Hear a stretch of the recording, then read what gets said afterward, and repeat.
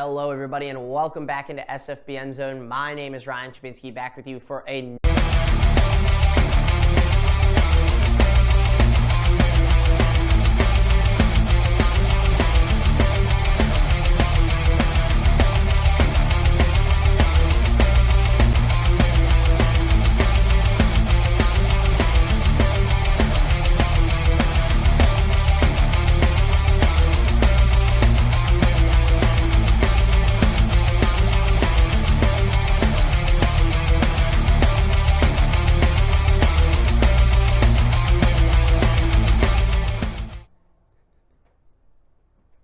Hello, everybody. Sorry about the technical issues. We are back here on SFBN End Zone. We're going to get you out to Garnet Valley versus the Haverford School as our kickoff game of the evening. Let's get you out there right now.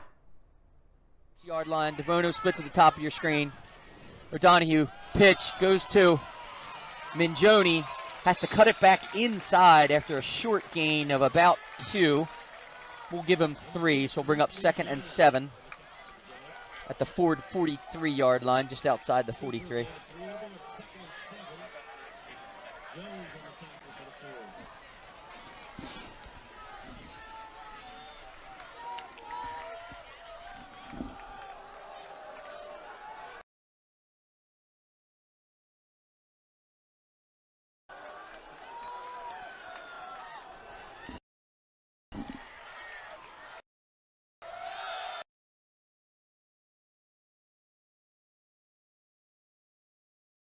Donahue keeps.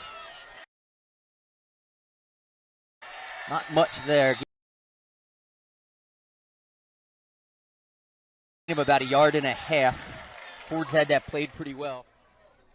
And the Panthers will again move back. So nearly identical drive so far for both teams' first drive. Very promising at first, getting right down the field, and then penalties keep pushing them back. After the quick Haverford School score. Nice to see them put a nice drive together here.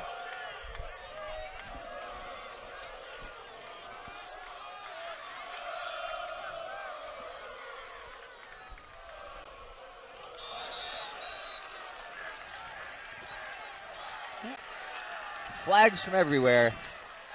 That is against the rules. So a legal procedure penalty on the Jags will back them up. What was 3rd and 7 will now be a 3rd and 12. It's usually the hard count is usually a friend of the Jags, and tonight it did not work. At least that time it didn't. Good idea to turn 3rd and 7 into 3rd and 2 if it works, but worked against them. So now a 3rd and, well, call it 11. Donahue gives inside to number 18, Kohler, the junior running back. Not much there, gain of about 3. We'll bring up 4th down and long. Ball on the Ford's 44. So Garnet Valley hurries up, gets right to the line of scrimmage. Devono split to the top of your screen. Jags go empty. Lopez split to the bottom of your screen. Minjoni in the slot. See O'Donoghue waiting for the play call from the sideline. He gets it, he calls it out. Jags with the quick kick. Fords do not field it. So the Jags down it by number 6, Luke Minjoni, at the 15-yard line. So they do flip the field. Fords take over 1st and 10 from their own 15 with 4:19 here left in the first quarter. Yeah, I said starting week 1 when I saw that, sort of the shotgun formation there on 4th down. Looks like Luke's backed up a little bit. I know Tyler in the first week was he's about 4 yards deep, so I always thought it was hard to get that kickoff. If there's any type of pressure up the middle. Looks like Luke was dropped back a little bit further there, which is good. The speed of Haverford. Number 1, Jaden Rivera for the Ford, splits at the bottom of your screen. Scanlon in the shotgun. Snap, give, goes to Brosco. He's tackled from behind by number 15, Frank Long, for the Jaguars after a gain of about 3. Yeah, nice job of Frank coming from the sort of the opposite side, outside linebacker there. After the Garnet Valley punt, we're going to take you out to CB South at Pennsbury now, as we've got a drive going on there. For a ride for a couple of yards at the end of that play. Going for a ride. 14-yard run for Zerniak. Falcons move it up to the 37 as Aiden Parker comes into the huddle. And now they'll split him to the near side of the field. Everybody else in tight.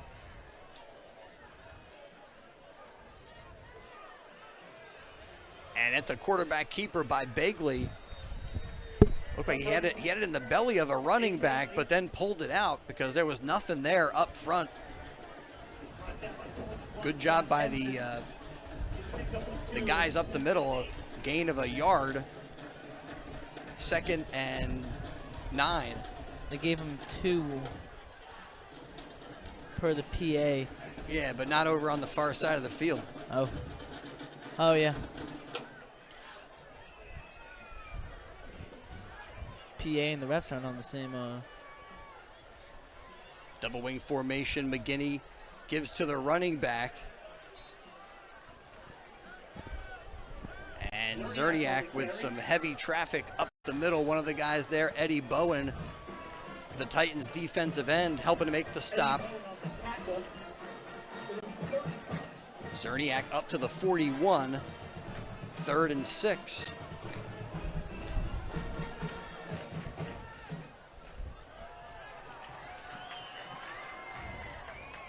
A.J. Carticello breaking the huddle in there at center this week for Pennsbury. Bagley fakes the handoff, keeps it himself, nice makes block. a move up to the 50, makes another cut to the far side of the field. He's got running room out there, tracked down by Matt Harmon. But a huge explosive play for the Pennsbury offense up to the 20-yard line, a 1st down and more. Bagley got a really good block right around the 50 on this side of the field, opened up a big hole, and he broke for a lot of yards. 41 to the 20, so let's do some math here. I mean, once he gets into open space, really an impressive runner as the quarterback sets him down again, gives to Zerniak. Zerniak banging off one defender, another tackler finally brings him down. So if my math is correct, that's a 39-yard run for Nate Bagley, and I should be because we're for the 41 to 20. So that time on 1st down, Adam Oscar making the stop for the Titans for no gain. So it's 2nd and 10 from the CB South 20. Great to have you with us on Be Our Guest Night from Fairless Hills, Pennsylvania. Again, Bagley, that double wing formation, and he fakes the handoff. He's got it himself. Was trying to wait for some blocking to develop, but really no daylight for Bagley. Picks up 2, just pushing the pile. And I think they're not going to be able to get another play off before this first quarter ends. Yeah, watch this. we get down to under 10 seconds to go. They're going to have to hurry. Let's go, let's go, let's go. And they might just run out the And clock I think here. they're happy to just let this final second Yep. run off the clock. And we'll flip the field. After 1 quarter, it's CB South 7, Pennsbury nothing in the McCaffrey's Game of the Night on the WBCB Sports Network. It's time now for the best high school sports action from the BCWSA customers, former Phillies pitcher Tommy. Head official there. Yep. Yeah. Unsportsmanlike conduct. It's Pennsylvania high school football, PIAA rule. And you see Coach Martin on the sideline there asking for an explanation from the official. You are not allowed to hurdle players as they may go to make a tackle on you that you see is so common in both college and the NFL. See Saquon Barkley does it all the time. Christian McCaffrey did it about 3 times last night in his game for the 49ers. So the penalty moves them back. It's still 3rd and 5, moves them back about a yard from where they were in the 3rd and 4. So again, Scanlon in the shotgun, Brosco behind him. go for it on 4th down. From the 37. And they'll go straight through the middle with this one. They gain a bunch of that back on the carry straight through by Sander. And I think with that pickup, they're definitely going to keep the offense on the field, go for it on 4th down, try to continue this drive. So we talked about Notre Dame, Coach Stanball saying how he wants to go up-tempo. He wants to go fast, try to get into his depth and wear down this Palmerton team. But do you think Palmerton then on the flip side, Coach Wilkowiak, he's going to try to slow it down, not get his guys winded, and then just play a more ball control game out of his offense? Yeah, he said he doesn't want to have a shootout. He doesn't want to go back and forth. He knows they can both put up scores, but he doesn't want to do that. Here's Mahalik.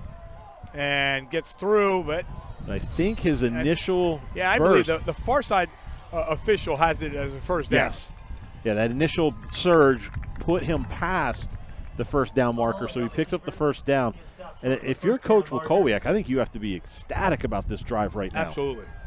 You're doing everything that you – and, again, we go back to where it was, and almost, they're going to turn the ball away. And it was 3rd down and about 8 or 9 back there, and they're converting on 3rd down. I think that's what makes an offense very dangerous, the ability to convert on 3rd down. And, Matt, we've seen games at Notre Dame, they get the offense on in 25 and it's seconds. Yeah, absolutely. From the 24. On the handoff, trying to cut to the inside, nowhere to go. First carry of the game by Braden Hosier. I like to see Braden Hosier. He kind of slowed down on the outside. There wasn't really much inside when he got out to the perimeter, but if he just sticks his foot in the ground, gets vertical, he picks up a few more yards and instead of trying to break something bigger than that.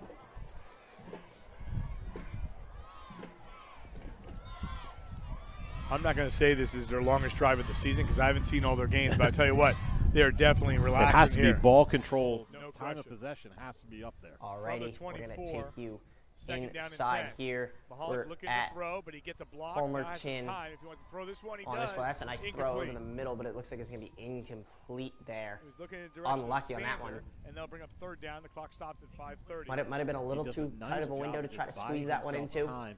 I think But one thing that he'll have to Palmerton do looking in his for progression to the the next shot level, there. if he remains at quarterback, It's Notre Dame is at developing Palmerton that comfort in the this pocket, game. not always looking to get outside the pocket and run all the time. You can't see the 3rd and 10 is the downage here on this one. So I mentioned earlier about the gotta third get it and here. 4th down conversion. So if you are again, Palmerton, just in that inside 2-down the red zone. territory Oh no, where just they can outside the pick red this zone. first Excuse down me. up with 2 plays. Yeah, the ball 5 yards out. Yard line. Little quarterback Mahalik keeper. takes it himself, has Wow. an opening, will get the first down. That was a great first run and goal, there. Palmerton. Didn't think the handoff right up the Shuffle. gut was gonna He just work, hits but that hole. clearly Palmerton saw something they It's liked in a the nice center job of that in the coaching staff in the timing of D that line play, there, and they getting just the ran motion right to through it. come. Mahalik giving the fake, and then See if they go that back to the fake quarterback buying run time game. for his offensive We're gonna line need a to replay of that. pull and open up Just that a simple hole. You see number fake 79, handoff, he's quarterback the guy takes pulling off, from and the right guard, nice tackle and he kicks by out the Notre Dame end, defender which to gives keep him Mahalik out of a the end zone. There was huge hole up the middle. basically no white shirts in front of him. Palmerton quarterback probably would have So the ball down gotten to away with 7. that one And how about waiting into the end zone had he, How about or excuse me. waiting almost all the No, yeah, time that is here? the quarterback. I And just couldn't tell that was watching the quarterback and the running back there, but back judge. it was the quarterback who And took just off with going that in one. there. They're just Here's going to run it right up handoff, the gut and there's the push again. forward. No signal yet down to the They're signaling for a touchdown. I Came think down they're a little yard bit short. He had a nice push, too. They are. Offensive line trying to get him into that end zone quickly. It was another good run just right up the gut again. I mean, back-to-back I think if you're runs Palmerton, this is straight even up the better. middle. You can see the linemen are fired up Taking about more time off the the play clock. call I here. wonder who's getting I'm going to suspect it's going to be the same thing. Or we might see the From the one. Eagles-style quarterback Mahalik sneak. pushes Oh, no, through they're going to try to bounce it to and the gets the outside. touchdown. A 1-yard touchdown by Mahalik. You get in? You're going to see Mahalik didn't even follow his Yes, offensive he did. line. He came Quarterback out to sneak the works on it perimeter, there and he took for on Palmerton. 2 Notre Dame players It was on a nice his own. play. He had an offensive They line thought they were push going to in line the up and middle. just try to He ends up push saying, it "No, right thank across you. the line like the I'm gonna go Eagles out here do, and but take in on these reality, guys by myself." Palmerton bounces it to the outside. So he We'll get gets to up look at it under again here. center. Quarterback runs up It's to the just a line quickly, quarterback sneak. and He just comes a out to push the from his side, running as I back around said, the but outside. his He's met leg there drive continues to by push, 2 Notre drives Dame it into the defenders, end but zone, able to and get gets through them it on the and to board just first in this power game. through into the touchdown, give Palmerton the early lead. Extra point is up, and it is through. Extra point is good by number 8, Jacob Volkoviak. So the coach's son, Jacob Volkoviak, will get the extra point. Only a freshman. And if you're the coach, and I didn't ask him really about his kid as much, but I'll tell you what, you start seeing that, you're getting jacked up, right? Absolutely. You know, he came here as our Coach Volkoviak came here to Palmerton many years ago, and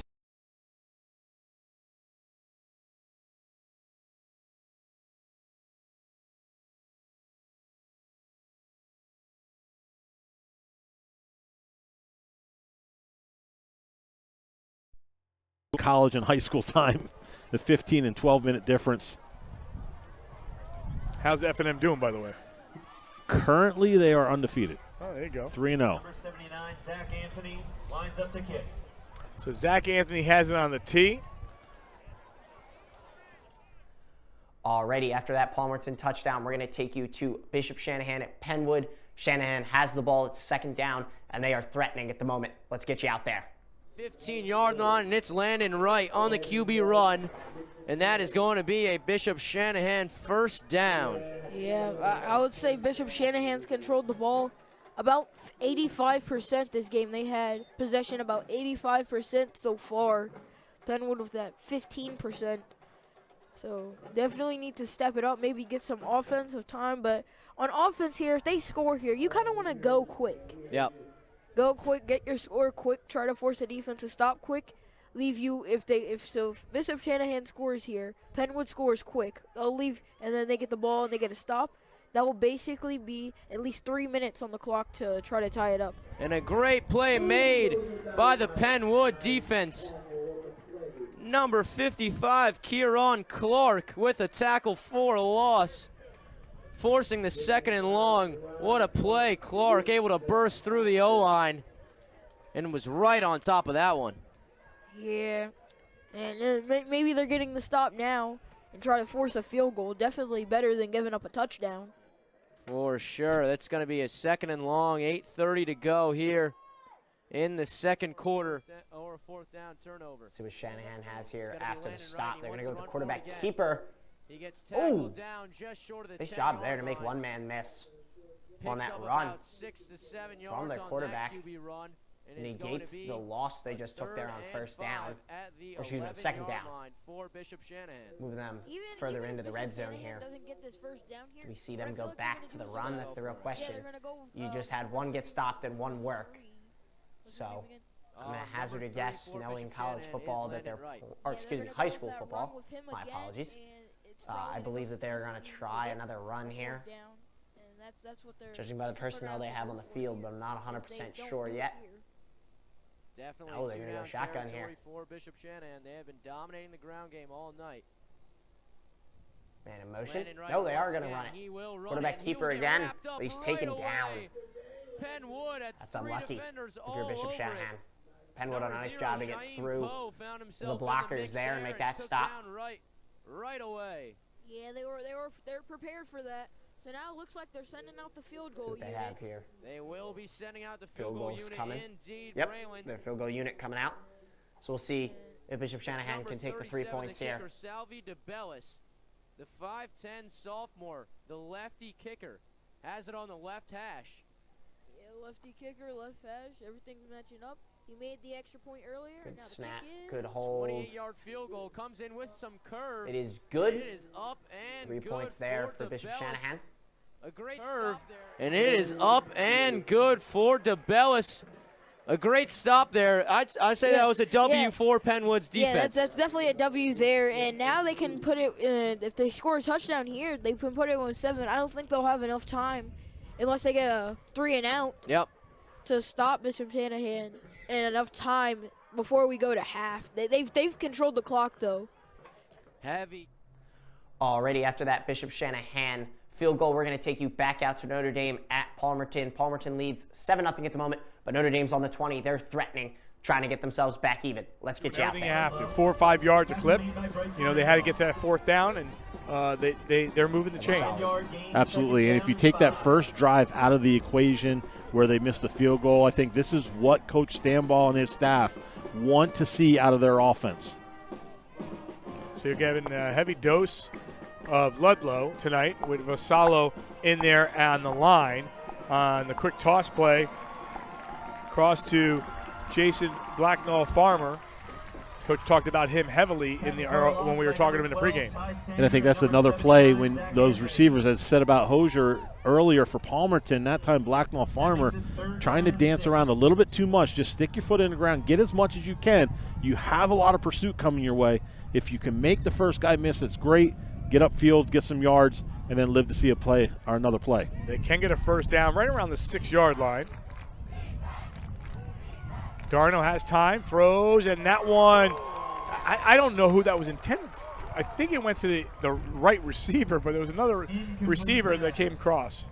Clark was coming underneath. Alex Clark, number 2, was coming underneath for a screen pass, but then he also had, I believe it was James Wisecarver out in the flat, who nearly came up with the catch, but then also a Palmerton player almost came up with an interception. So here, 4th down and 6, they got to go for it again. Kicker Capobianco got dinged up earlier, so that could be a factor here. And Darno waits, throws, and over right into the hands for a touchdown. It was Julian Baker, number 4, and that's Darno just directing traffic as he's rolling out and scrambling. He had Julian Baker in the flat in front of him. He motions for him to go upfield into the end zone, and that's when he turns and goes upfield. You'll see him at the left side of the screen. He turns, goes upfield. Ty Sander loses him, and then credit Darno with a nice touch pass to the back edge of the end zone. 22-yard field goal attempt. It is up and good. Heads up, band. That was a strong kick and a really well-executed snap, placement. And 10-0 now the score. 10-7. 10-7, pardon me. After a 22-yard field goal for the Titans. Well, that's kind of a win for the Pennsbury defense. You get down there, 1st and goal from, at one point they had it 1st and goal from the 3 before they had a false start, moved it back, but Falcons stopping them inside the red zone. Obviously, giving up points is not ideal, but from the field position they started with that punt return, or that kick return from the Titans, getting that stop on the 3, that's a good stand from the Pennsbury defense, and it's a positive sign. Yeah, you got to credit them with solid play on that series. Now the offense will look to get it back. Esterly, their kickoff guy, has it teed up. 7:02 to go in the first half. McCaffrey's game of the night on WBCB. McCaffrey's Food Market's exceptional. After that field goal and the Notre Dame touchdown, we're going to get you out to Neshaminy. Abington, the ball is at midfield. Let's get you out there. Yeah, they had like 3 straight to, open the game. And then they got away from it, but unfortunately, start this second quarter off, they get a penalty. Yeah, so the white team, I'm assuming, is Abington. As Carter Klee breaks through, still on his feet, has some space, and he's tackled inside the 15-yard line. A big gain from Carter Klee.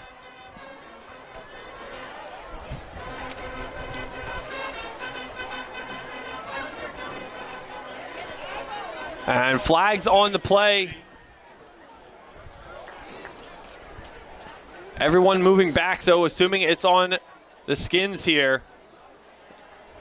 And it will be a holding on Neshaminy. They'll go from the spot of the foul, it looks like, to take the penalty back closer to midfield.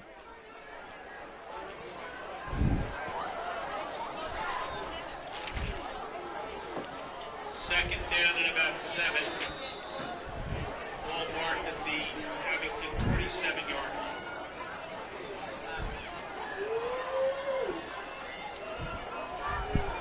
Baker in the gun will dump it off to Lavella, tries to cut up inside, nowhere to go there. Short gain, maybe 2 yards on the play. As another flag on the play. Personal foul, roughing the passer on Abington. As Abington, again, another penalty as they continue to pile up. Roughing the passer being called. And that was a late hit, too, but it looked clean to me. Yeah. But I guess because it was just after Baker delivered it, they'll get the ghost for the flag there. Yeah, that's what I figured. I assumed it was because of the late hit.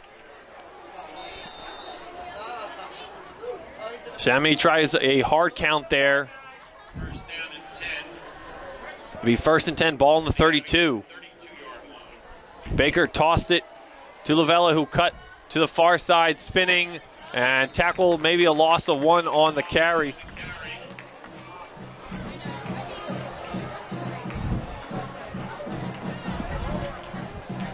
And Neshaminy has rushed for over 100 yards in each game of the season so far.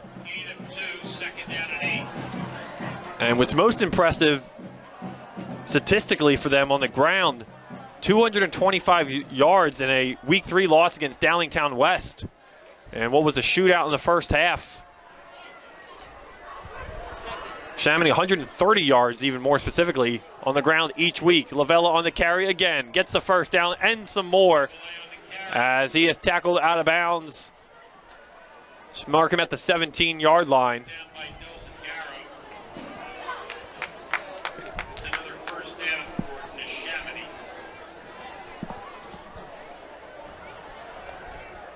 Ball marked at the Abington 17-yard. Neshaminy just being methodical right now in their drive so far this first half, owning the time of possession clock. As they go up the middle.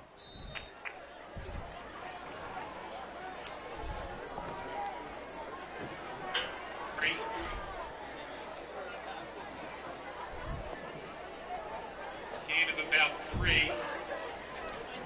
They'll give them a gain about 3. It was hard to see who carried the ball that time. And a penalty on the play. Encroachment on Abington. It's a 5-yard penalty. And another penalty on the Ghosts. Second down and about 2. Their 7th penalty tonight already just in the first half alone. 8 all last week. They got 7 in the first half of tonight. It's going to drive a coach insane right there. As Baker fakes the give, looking to pass. Finds his man. Baker's pass complete to Jambrone. As Colin Jambrone on the reception, the senior fullback.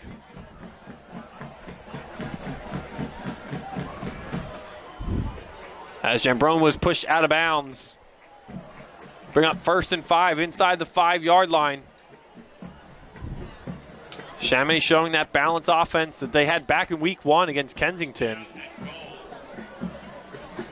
Baker under center.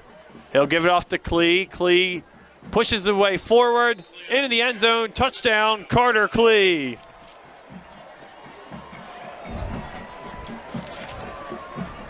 Carter Klee's 5th touchdown on the season puts up Neshaminy 20. O'Donohue looks over to get the play call from the sideline. Calls the audible at the line of scrimmage.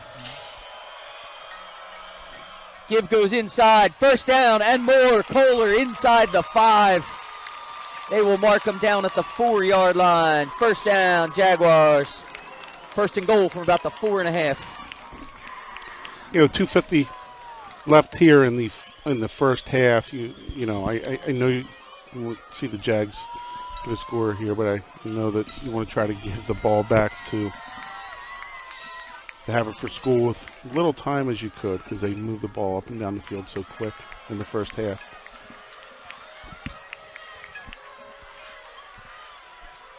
Motion man, give goes to Lopez. He cuts it back inside, down to the 1-yard line. He was waiting a little bit on that jet sweep to see that block from Kohler, who was out on the outside edge there. Lopez was just trying to see if he was going to bounce it inside or outside. He cut it up inside. Ball spotted about the 1.5-yard line, just inside the 2. Yeah, big hit there. Sweep. Yeah, block right there. Yep, Kohler, and he made the right read, cut it back up inside. Big hit there by Samaj Lee, too. This is just bigs on bigs here, boys. Give inside. Yep. Touchdown, Jaguars. Looks like number 6, Luke Minjoni. So with 1 minute and 51 seconds remaining, the Jaguars have cut it to a one-score game. It now sits 10-6 with the forthcoming extra point.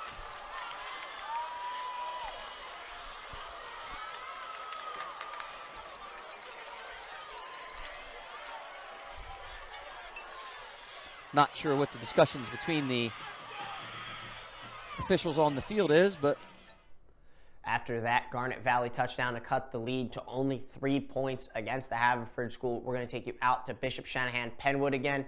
Bishop Shanahan is on the drive. Let's get you out there. 20, Olivo able to break loose. He has the room to run, and he's inside the 20-yard line. Goes into Penwood's red zone. What a play by Nate Olivo. Right to Olivo on the connection. And he picks up 20-plus yards down to the Penwood 17-yard line. Dang, that hurts for Penwood. They won. They had their last resort right there. Yep. He just missed. A huge third down for the Penwood defense, and they were not able to come up big. Let up a first down there, and now Bishop Shanahan looking comfortable on the offensive side of the ball.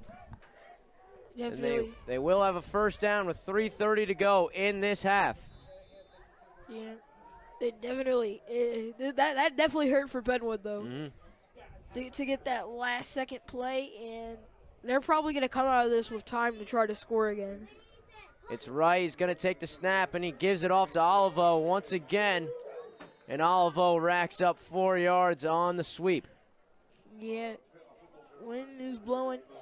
Definitely the chance to score here. If you score here, you Let's see here what Bishop Shanahan has on the second play here. Second down.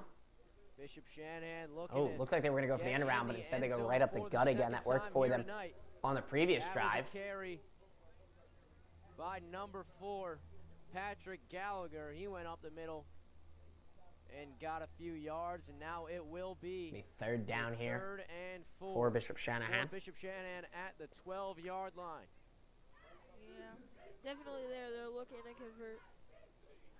It's going to be a close one. Do here on Bishop the 3rd Shanahan and 4. Looking to take a 3-possession lead, excuse me. Looking to go up 17-0 before halftime. 2 minutes this on would the put clock. Bishop Shanahan up 17-0 at the moment. Oh, high snap. The snap goes over That's his not good. head, and That's he going to gets cost them. That's going to tackled cost them way in all the their backfield. field position. Past the 20-yard line, a big That's unlucky loss there. for the On the fourth Shanahan snap, offense. quarterback had nothing he could do with it there. Exactly wanted. Now Make it's it going to be fourth down. and long. I think we'll Do see you the go Bishop for it Shanahan or do offense you retreat off the field That was a in favor of the kicking unit. huge loss for the It appears to be Penwood. exactly what's happening here. We'll see Excuse me, the Bishop what they Shanahan have offense. for And it this long makes field it a goal long attempt. third down and manageable all the way to a 4th and 14, and Bishop Shanahan will be kicking once again. Wind in their favor. This one's going to be a 34-yarder, and it gets blocked. Looks like they Penwood blocked gets it. through the O-line.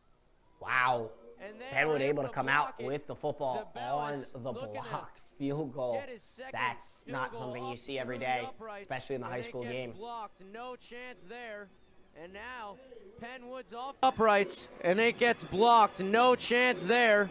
And now Penwood's offense has room to work with 1:17 before halftime. But only one timeout, I'm pretty sure. One timeout, as Braylon said, with 1:17 to go.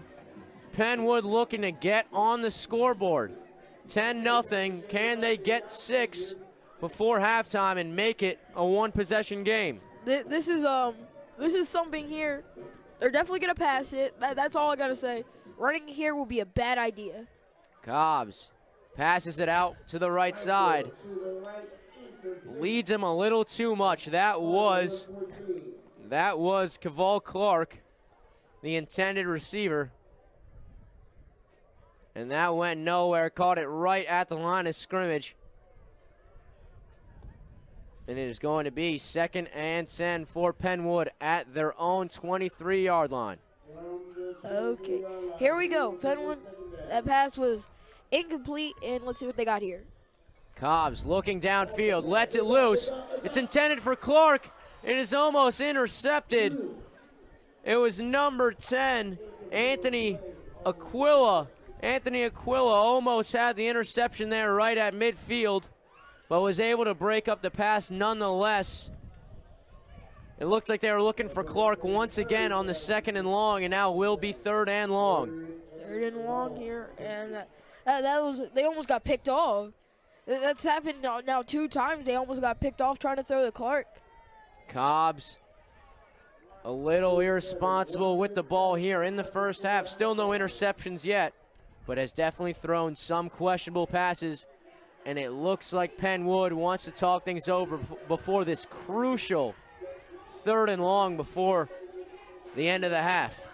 Thing is, he has time, and he's just like trying to launch it. I see nobody open. Bishop Shanahan's playing good secondary defense. And, oof. It's been a rough one for Penwood on both sides of the ball. Have not been able to get anything going on the offensive side. They've been able to get a few stops on the defense, and they were able to block that 37-yard field goal. Yeah, they've got. Get your offense back on the field, maybe get down the field again.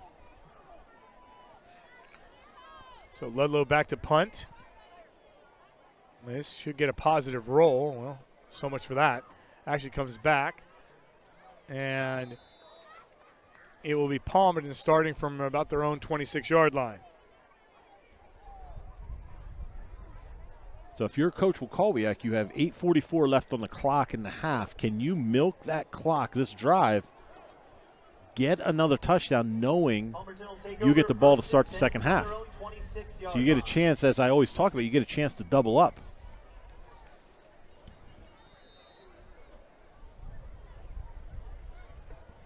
So 8:44 on the clock, as you mentioned. A lot of patience. Well, remember last time they came out, they had to call a timeout because they took too much time. Exactly, yes. But showing a lot of patience, you're right. They have to do it again. Man, this is 2 consecutive. And that wasn't because of timing. I think that's just because they didn't like what they had set up, or actually they were missing a player on the field. They were short a player, so they still could have gone with 10, but obviously you want to have your 11 out there. No question. Timeout brought to you by Culligan Water. Culligan Water asks, when is the last time you had your water tested? Get a free in-home water assessment from Reynolds Culligan.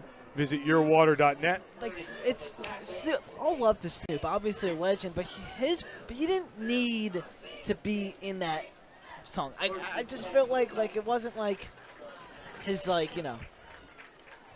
I enjoyed it. It was fine, but like. All right, so 1st and 10, now down to a little over a minute to go. Pinkerton throws, hits Leonardi with the pass. That's a catch up to the 35, but a quick stop. Noah Rice right on Leonardi after he made the grab. Ends up being a short pickup of just 2.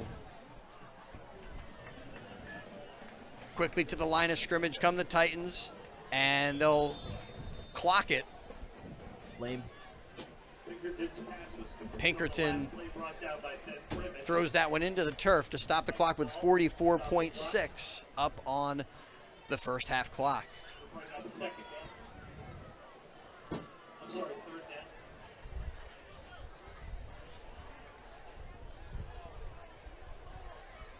It was CB South winning the coin flip to get everything started tonight.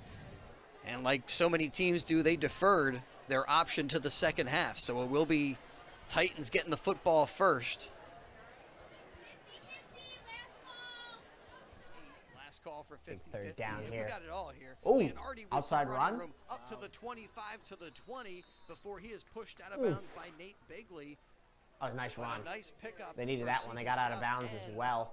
The clock's going to keep running. Looks like they're going to say he was forced out of bounds. To stop the clock. Oh, no. Hold on a second. Hold. Flag down. They were They're caught going to get a holding. hold on CB South. That's a shame. Oh, that's unlucky. That just completely negates that big run they just had. I sense your sarcasm. That is unlucky But that looked if like you that- are CB South. Run was going to set up the Titans in great position to at least have a shot at the end zone They're towards back the end. Now, way up here that job is on much third more down difficult, all the way back to the 45. to just in front of seconds to go. midfield, That's just a or killer just for past the Pennies. midfield, It happens technically. to the best of us. The And the 45. Titans, kind of a similar offense, doesn't have a lot of. We haven't seen a lot of routes that are downfield. No. Most of the throws from Pinkerton have been within 10 yards or so. Clock winding down to about 6 minutes left in the first half.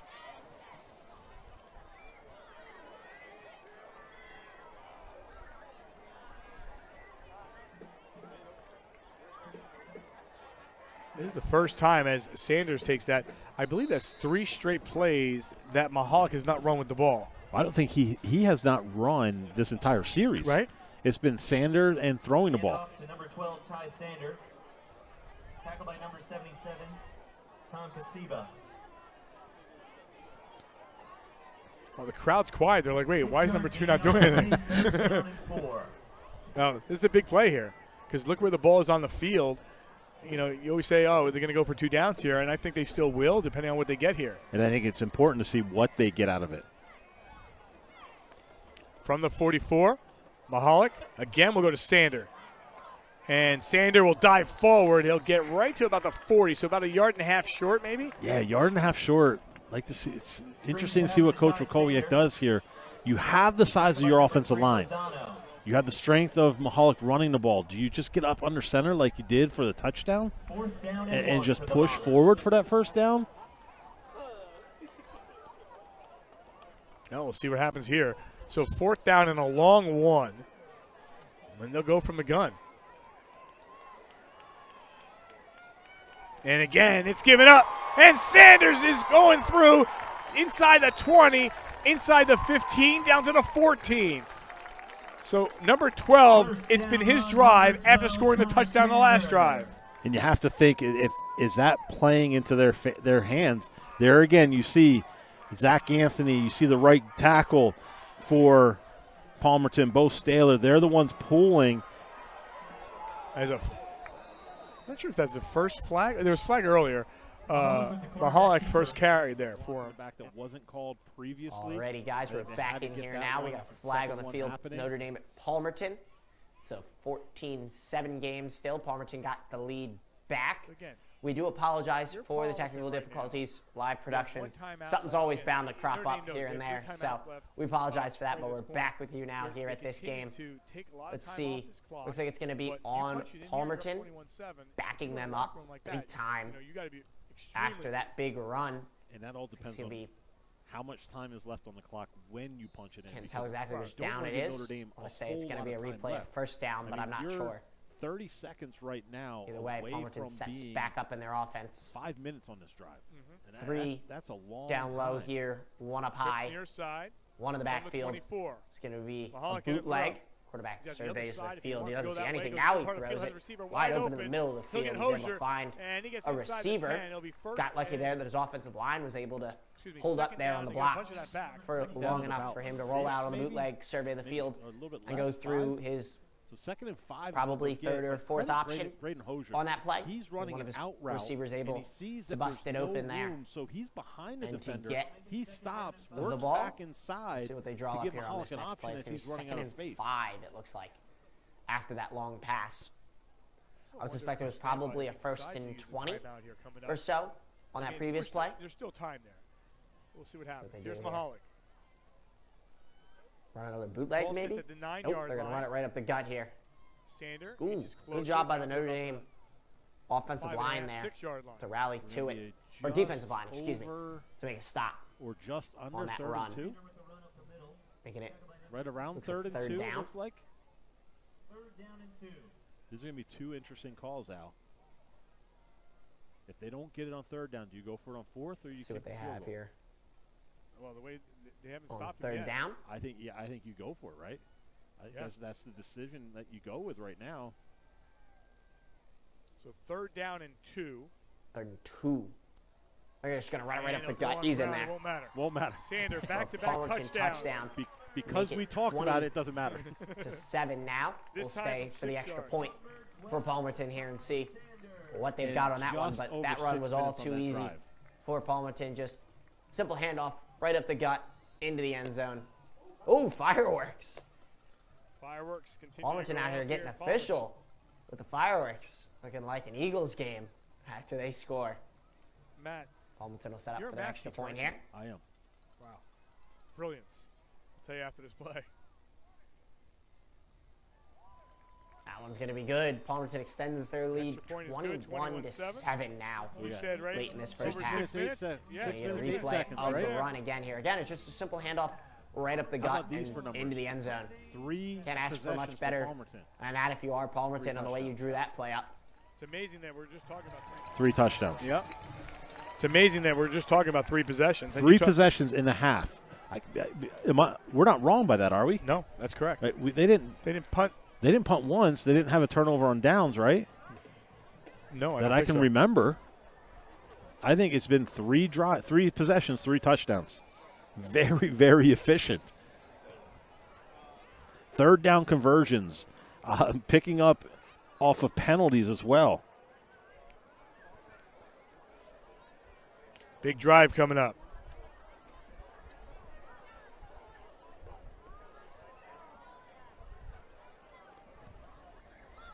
So 2:36 on the clock.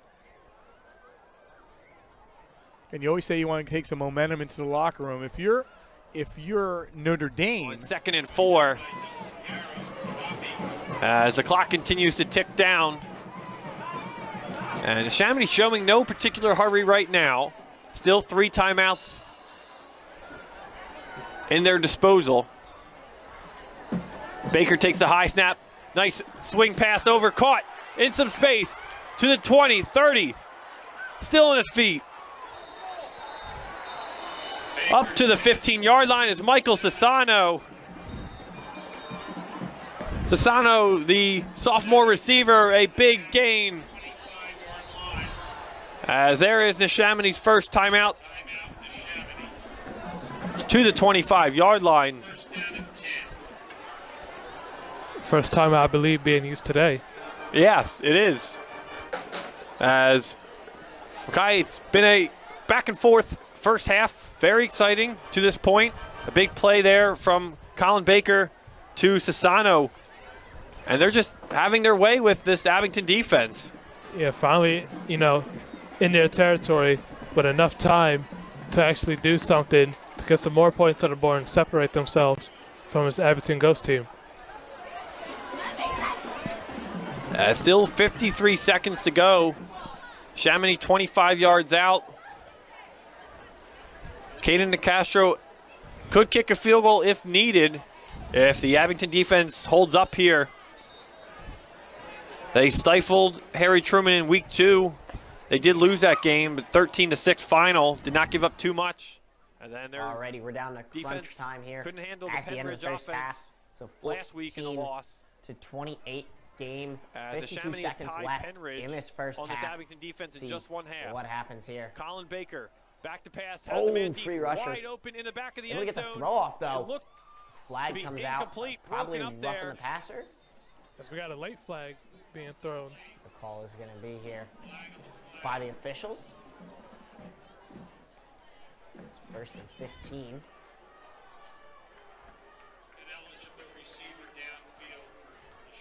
Looked to be John Morris, the intended receiver, but it was a ineligible receiver downfield for Neshaminy.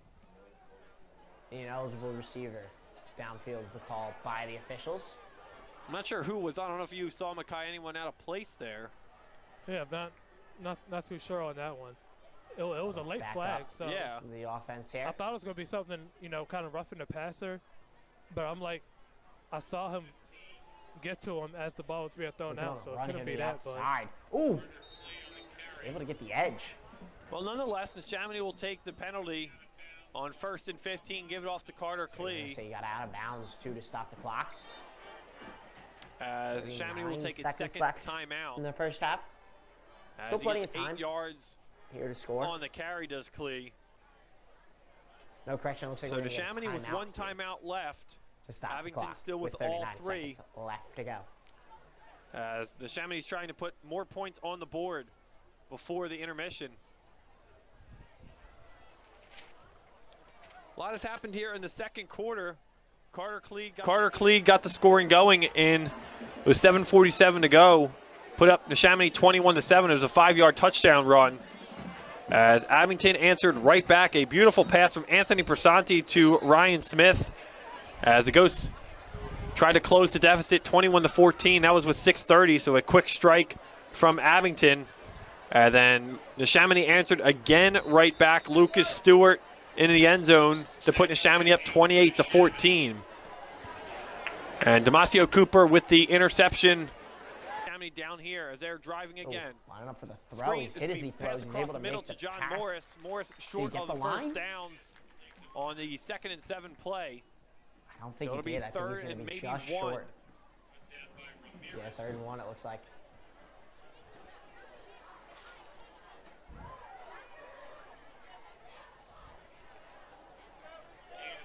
Colin Baker looking good and confident tonight, throwing the football. Last week, 153 yards through the air, his most of the season. Looks like we're going to get another timeout here first, though. I believe. They got a second Neshaminy left let the clock run down. They'll call the timeout, and they will bring on the field goal unit. As Caden Nicastro will attempt the field goal from about 26 yards out. Let's see. What they have. Here, let's see if they can convert on this field goal.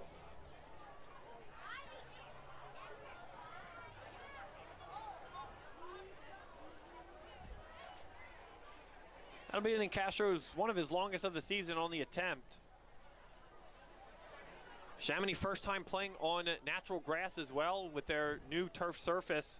Has had all 4 of their contests so far at home at the Ridge. Tonight playing on natural grass. Castro has not kicked on it this season in a game setting. As we have a little bit of a delay, and eventually it will be timeout for Abington. On the ice attempt. As head coach Terrence Tolbert takes the timeout, tries to ice Nicastro here. And it's always a controversial take. Do you really think it kind of works, Mackay, at this level, taking the timeout here? I mean, I'm sure it does. I'm sure if you're the kicker, you're just probably just focusing on just kicking the ball. I think it's definitely a mentality thing.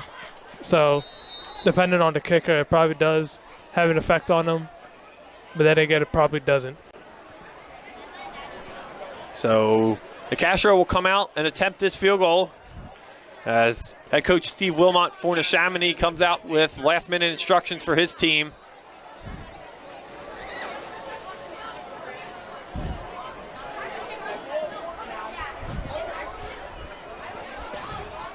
Ball in the 16, it's spotted. Nicastro's kick is up, looks long enough, and it is well good through the uprights. Neshaminy takes a 31-14 lead into the locker room, and that completes the first half from Schwartzman Stadium. So 39 seconds left. Moving the ball well on this drive.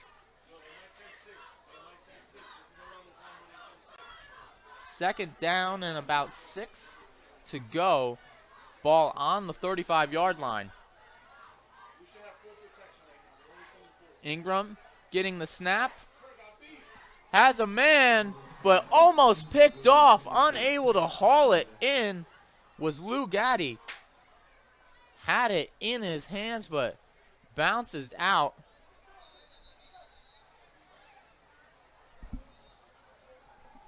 Looked like the pass was intended, for Trey McLeod, who is down on the field. And there's another Panther, a Roman Catholic player. No, a Panther on the field. That is Ingram, the quarterback.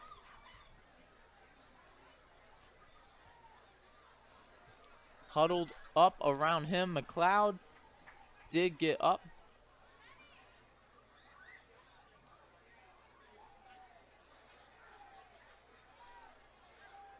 So huddled around their quarterback down on one knee.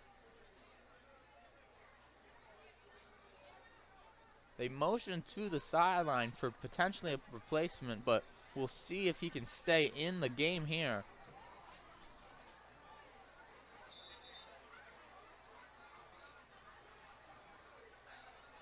Getting some final words into the huddle.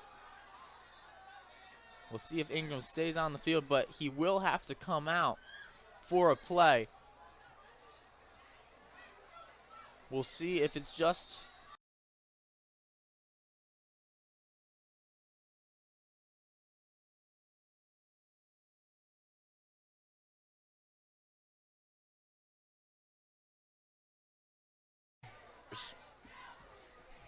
backup quarterback. Touchdown. Matt Mahalik is all good. Wow. And as that pitch came, I started pointing out as Mahalik was coming out, I thought Sander put that too far. So did I. I thought there was no chance he was bringing that ball in. And that is a dagger. I think that is a dagger right now. Wow. Did that extra timeout change their decision on play call? Kowiak. And he's up there, and he'll get it. The freshman, 2 for 2. And Matt, let's watch this one again. We have to see this. People want to see the replay. Here's the replay. So Sander coming in motion, flips it back. You see him coming out. Notre Dame tries to recover. I don't know, Sean. Can you play it back and pause it? Or slow-mo that? Wow. I don't know if he had his foot in. Got down to the 1. Let's see. I don't know. It looks like it's his left foot coming down. First of all, look where the throw came from. You said it. When he threw it, there's no way It he's looked getting like that it. Look was where the ball gone. is going. All right, right about here. 1. I don't know if he had possession when that came down. Wow, that's that. I'm not saying a word. Well, you have. I'm not saying a word. Yeah. I said my piece. I'm done. So 33 seconds left. Don't think I'm trying to take anything away from what the kid just did. Absolutely not. Sander and Mahalik, what a great play. But I would like to talk to Coach Wikowiak and ask him, Notre Dame calling that timeout, did that change your play call there? Or was that the play call you were going with? So keep it on the ground here. And Notre Dame trying to return something and get something going. They won't get much there. That was Blacknall Farmer. And, again, Matt, good field position. 2 timeouts left. You had to burn one. 26 seconds Yeah, left. unfortunately you had to burn one. But I still think 26.8 seconds left. 4 plays? I think you have to try to go. Yep. I think you have to try to go, especially where you're at. And see if they try to attack this matchup over here, as I said, against the young corner. Takes over at their own 38, 1st and 10. This is where they're bringing Alex Clark, number 2. But Kuiper from Palmerton playing way deep. Darno to throw, goes sideline. They'll get the first down. And that that was saves Ludlow. the timeout. Yep. So, and this is where you talk about coaches playing prevent defense, which Palmerton's doing right now, having all their guys back and making Notre Dame throw underneath in front of you. But you're letting them get down the field. Looking to throw again, middle part of the field. He gets hit as he throws that one. Now here's the next thing. So second down. 2nd down and 10. You can't give Palmerton the ball back, can you? No. No. You can't. So I think depending on what happens here, you run the ball on 3rd down. They got a lot of weapons here. Because that's just a 50-yard run for Mahalik or Sander. Well, there's still time here. Let's see what happens on this play. Gets hit as he throws. That one I thought hit the ground. It did. So that brings up a 3rd down with 11.8 seconds left. Incomplete pass intended for number 4, Julian Baker.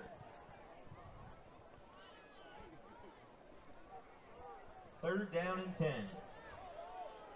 Coach Stamba shuffling the players in.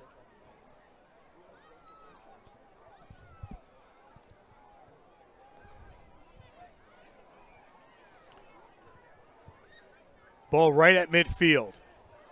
And thought he was going to get tackled. He does not. Instead, we'll get the first down right out of bounds with 5 seconds left. So it gives you a chance here to put one up or do something. You know, credit Darno for keeping that play alive. It looked like he was going to get sacked, but able to step up and break contain. So likely the last play of the first half. Darno from his own from the 39-yard line of Palmerton. Here comes the pressure. He gets flushed. And now he's going to try to run with it. And the clock will stop. And Palmerton will go into the locker room, leading by a score of 28-7. We'll keep it right here. As most of our games have reached halftime here, we are going to take a short break and be right back with you. We do have a couple games that have just come back out for the second half.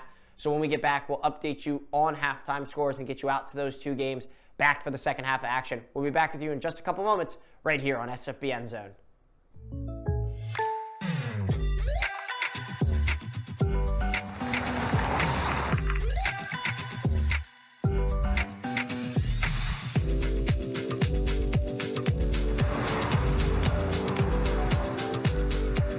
For your surprisingly great rates, contact your local State Farm agent today. If you want the real deal, call State Farm agent Eldion Padulary in Feasterville, Trevose today. Like a good neighbor, State Farm is there.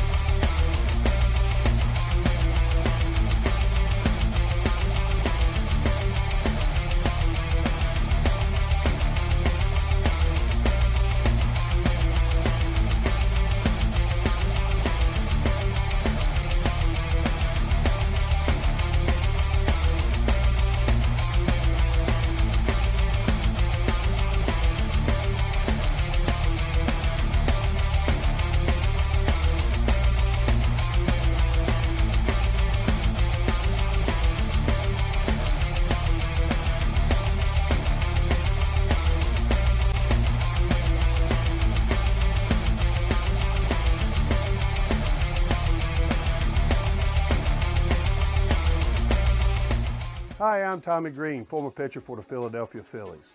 When I was in high school, it was very important to me to show scouts what I could do. My friends at Payroll Service Solutions are huge supporters of high school sports and the Sports Fan Base Network. If you're a small to medium-sized business in need of a payroll company, contact Payroll Service Solutions. Not only will they take care of you, they will continue to support the community.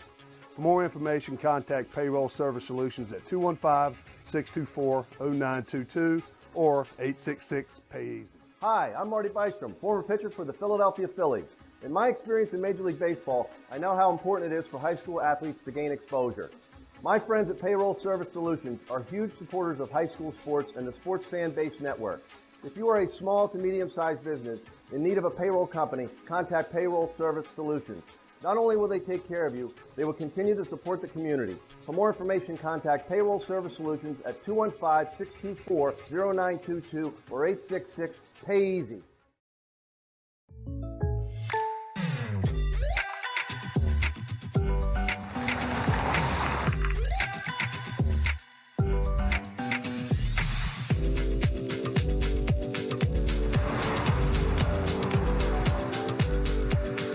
your surprisingly great rates, contact your local State Farm agent today. If you want the real deal, call State Farm agent Albion Padulary in Feasterville, Trevose today. Like a good neighbor, State Farm is there.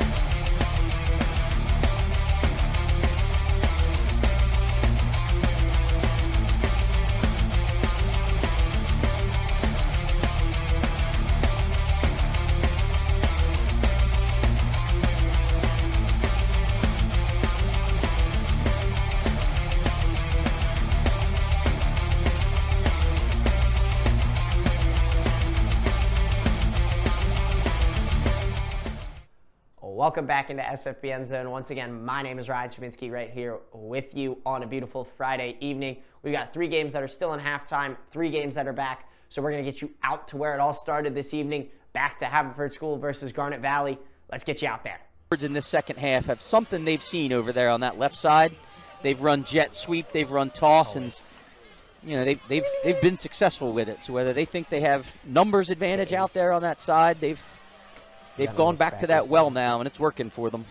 Could be that the offensive line is the size of some NFL teams there. They are big. Scanlon in the shotgun. Oh. It's against the rules. You are not allowed to move prior to the snap of the football. That will put the Fords back 5, ball back on their own 30, puts them back in a 1st and 15 now after the illegal procedure. Clock winds. Scanlon gets the call from the Fords sideline.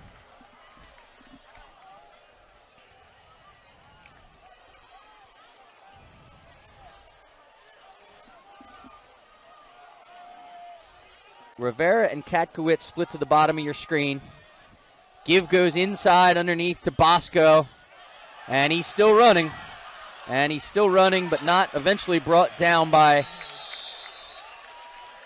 number 1 Lopez and number 7 Romanello, and a flag down on the field, which I would think would be a face mask just from where and how it occurred. It was thrown right at the falling Brosco as he was going down. Personal foul, face mask. Run up the middle, and they started to see something that they needed to out of him in our offensive line. They continue to ride that hand, and that time for a 6-yard touchdown. Once again, they take their offensive line, the right side, Zach Anthony, Bo Staler. By the way, both sophomores on that right side of the line. They're pulling them to the left, inserting them on that left side, opening up some huge holes. Sorry. Got a little shocked by the fireworks behind us. But Matt Mahalik again gets it inside. And this was the play. It was after a double timeout, one by Palmerton, one by Notre Dame. You can see it coming back. Ty Sanders, you're giving me the slow-mo on this one. He wants Matt to as he throws back. This is an argument up in the booth. And he pulls in the one-handed catch for the touchdown. I'm not even going to look at it. I'm not going to get worked up about it. But take nothing away from that one-handed catch. A ball that originally I thought was gone. Not even going to come close to being caught. Pulled in for a touchdown. And now, starting the second half, Palmerton gets the ball back. See if they can get that quick score, quick drive, and then get momentum going. Sure, I'm right. Carter Klee, the first down. It kind of looked like it was going to be a bit of a QB sneak right there, but they did an excellent job of just pulling the defense in and taking that outside route on the rush.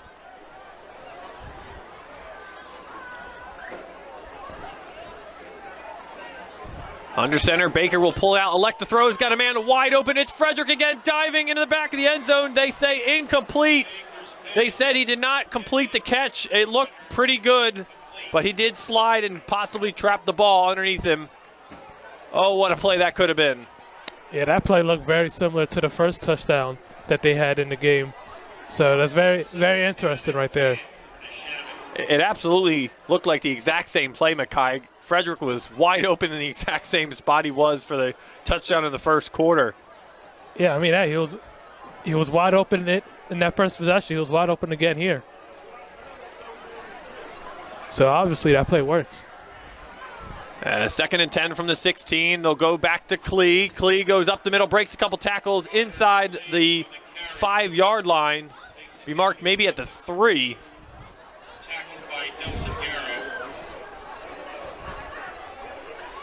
As the Neshaminy marching right down the field here in quarter number 3. As it's been the ground and pound game for them all game long. They average 166 yards a game. 664 in total yards of rushing. Offense in the season. First down up the middle. Touchdown Carter Klee, his second tonight. keeping that first half success going right here to start off the second half. As Carter Klee puts up Neshaminy 37-14. Carter Klee having a big season, continuing it in this game. And Klee's 6th rushing touchdown on the season. De Castro in for the extra point. Kick is up and it is good. Neshaminy 38, Abington 14. And Neshaminy rolling now on all phases of the game. Don't forget to watch live the Coaches Roundtable every Wednesday night at 7 p.m. Video stream live from Sandy's Beef and Ale and brought to you in part by Lower Box Hospital. Since 1954, Lower Box Hospital has supported the youth of our community and is acute care hospital.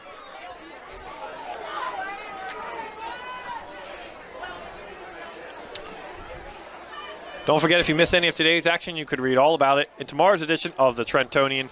For your complete local and national news 7 days a week, it's the Trentonian, or online at Trentonian.com, the only newspaper serving Bucks, Burlington, and Mercer County 7 days a week. It's the Trentonian.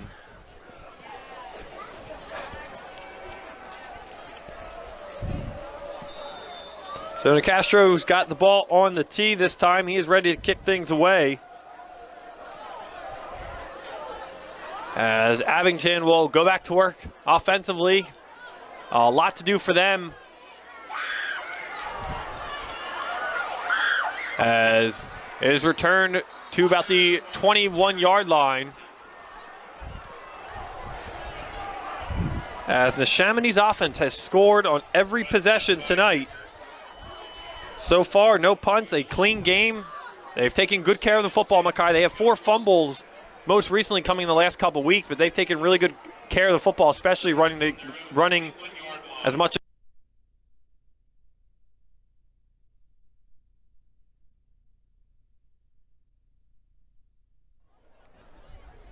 Tackle by number 5, Josh Ludlow.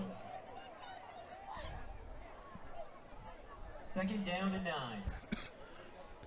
So in the first half, Palmerton decided to just slow down and just work possession offense. 4 possessions, 4 touchdowns. So far, only one play so far, but they're coming out here still eating up a lot of that clock.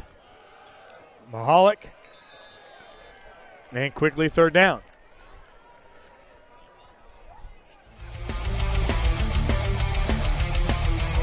Matt, what's the biggest adjustment Notre Dame has to make?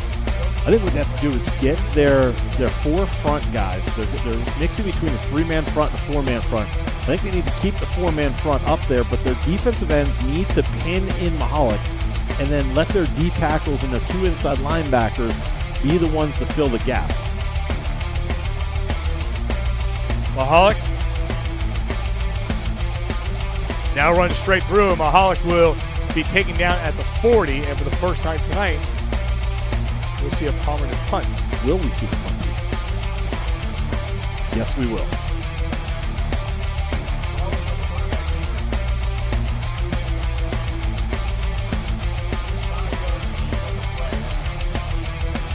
Again, Mahalik's the punter, so I don't think they're going to do anything crazy here, but you never know.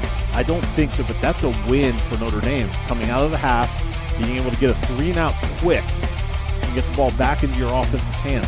Yeah, you said quick. I mean, we're talking about 2 minutes as quick. They haven't had that. 4th down and 4. They'll still milk that clock.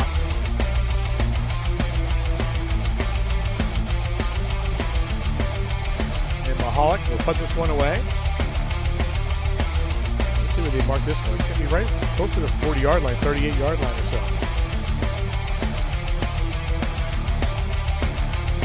Actually, they'll put it up at the 41-yard line.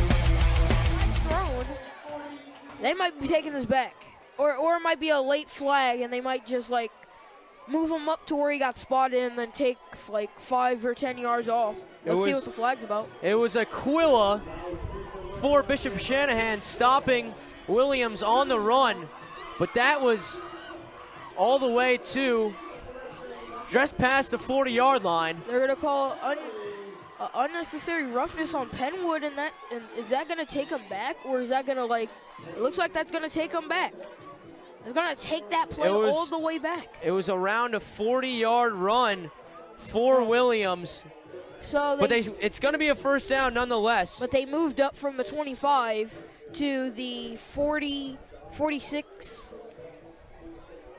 So they got some decent run, but not that big play that they wanted. So here we go. 1st and 10. 3 minutes to go in this third quarter.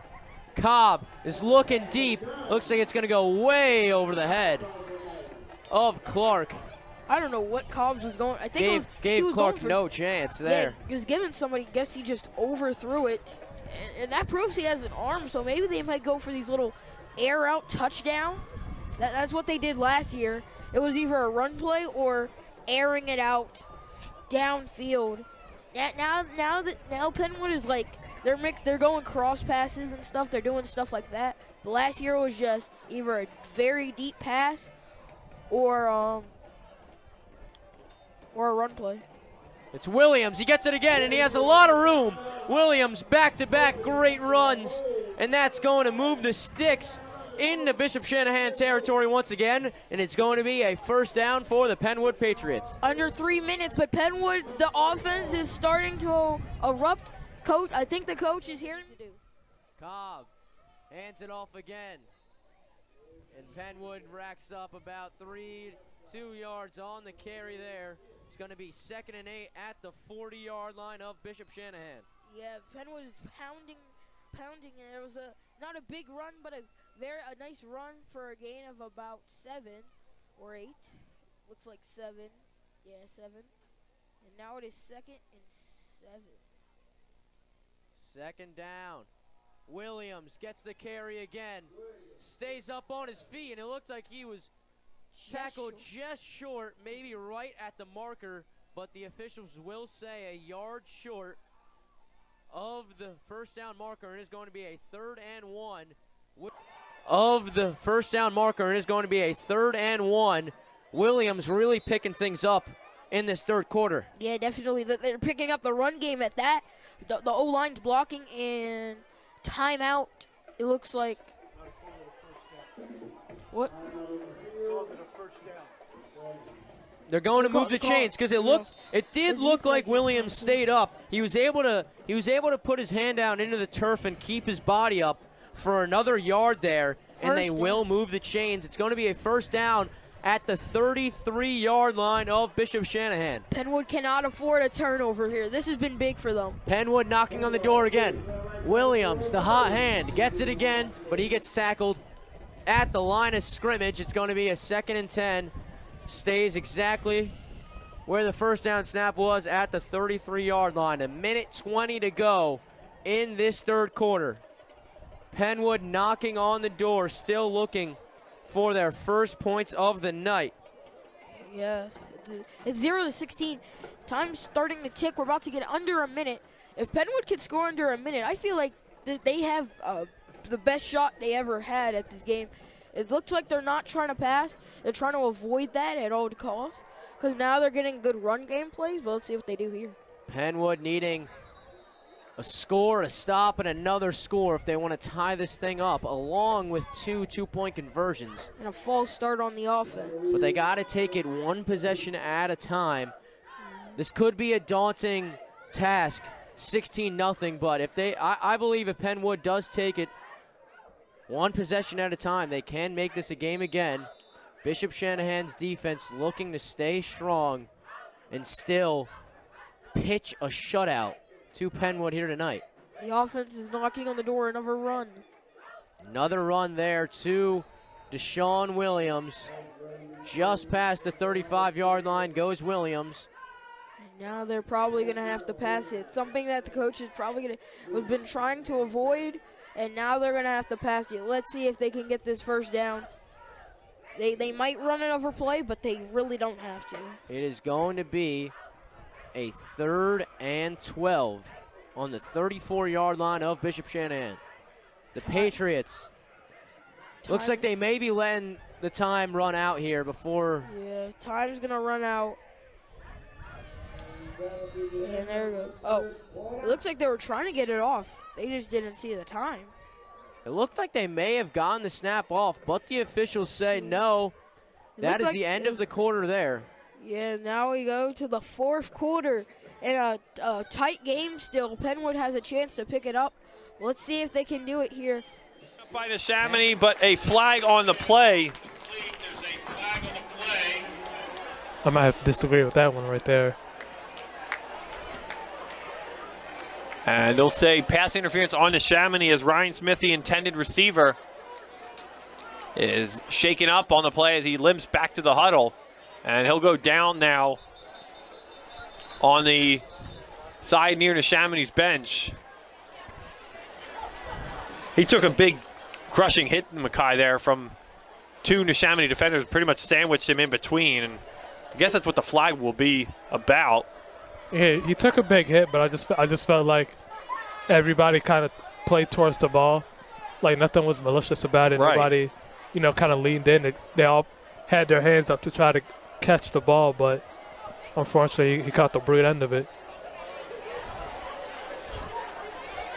So Smith, a big reception on the previous play, is able to get up, just shaken up as he tries to get off the field here. It'll be 1st and 10 from the 20 as Abington goes into the red zone.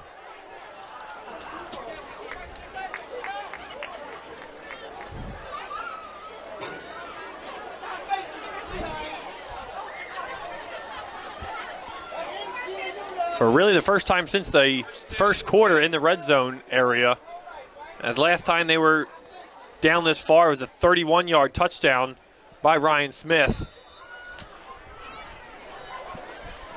So 2nd and 10 for the Ghosts from the 20. Bersanti back to pass. He's looking, he'll step up, fires over the middle, incomplete.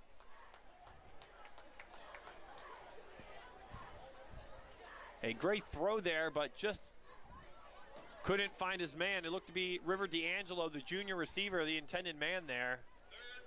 As D'Angelo covered well by Neshaminy. Samir Spates checks back into the game.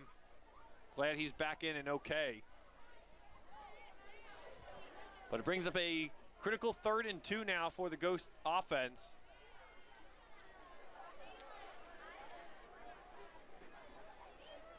Bersanti will roll out to his right.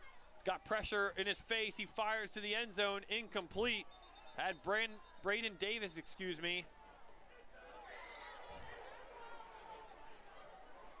As once again the Ghost O-line and a Neshaminy defense in a scuffle there after the play. As order and peace is restored there by the officials jumping in. But Bersanti's pass was incomplete.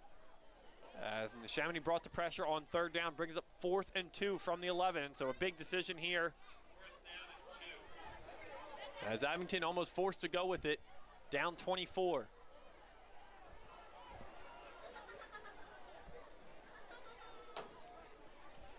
Bersanti bobbles the snap at first, is able to recover it, and is sacked behind the line of scrimmage for a lost turnover on downs.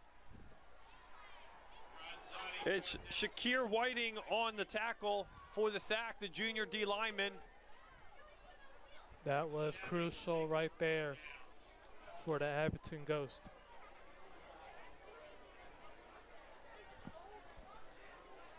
So with 3:16, Abington could not going after going down the field and taking good 5+ minutes off the clock. But Neshaminy's defense stands tall. Neshaminy will take over 1st down and 10 at their own 17. So the 2nd turnover on downs for Abington tonight to go along with their punt as well. They had 4 turnovers on downs last week in their loss against Penridge. As Carter Klee on the carry on 1st down. But credit to Abington so far tonight, was scoreless last.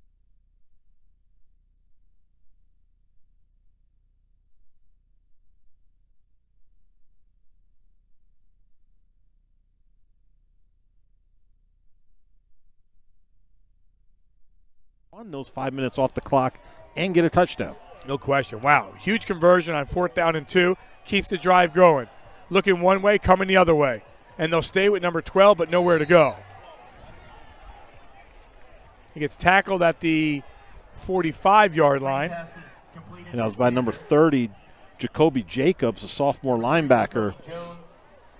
He sees the screen, and he's able to fight through the offensive line blockers that are out in front of Sander and bring him down for no gain, which looked like it was going to be a bigger gain.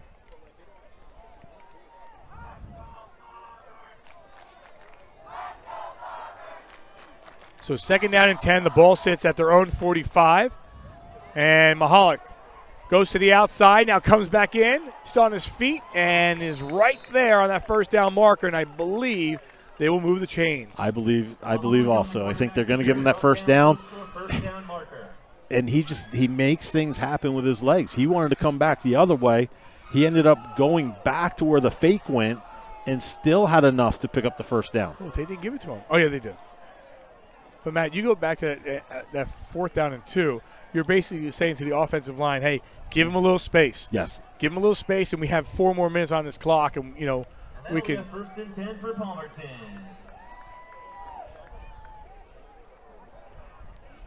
And when you look at both the running backs, so I'm going to call Mahalik a running back right now. Him and Sander, they've nearly had the same number of carries. Mahalik 57 carries for the season coming into this game. Sander 40. It's not that. They've been balanced with those two. It's the yard differences. Mahalik almost are nearing 1,000 yards for the season, and Sander just over 300 yards. So it's that difference which makes you think like it's uneven, it's unbalanced, but it's really been balanced for them this season. So 2nd down and 8 from the 43. 4 receivers, 2 on either side. Mahalik rolls to the near side. Throws off the back foot, and that one incomplete. Yeah, just not able to get enough behind that to get that throw down to Hosier. Intended for Hosier. That brings up 3rd down and 8. Well, here we are, another 3rd down. And you have to think on this side of the field they're going to go for it on 4th. Oh, no question. No question. They did over there. You went for it on 4th on the other side of the field. So the 1st down marker sits at the 35-yard line. 3rd down and 8 from the 43. 3 minutes and change remaining. Mahalik trips, but doesn't go down. And now the extra effort. And Mahalik's going to go in for the touchdown inside the 5 touchdown. 43 yards. Mahalik over 1,000 yards on the season and gets a 43-yard touchdown. Just as it looks like the play is busted up, it's broken, it's not going anywhere. So there go the fireworks. We get the fireworks going off again. Get this crowd ignited again, after that slow start in this half. But you saw the burst of speed, what he's able to do. Once he gets one seam, he can make you pay. Wukowiak in there for the extra point.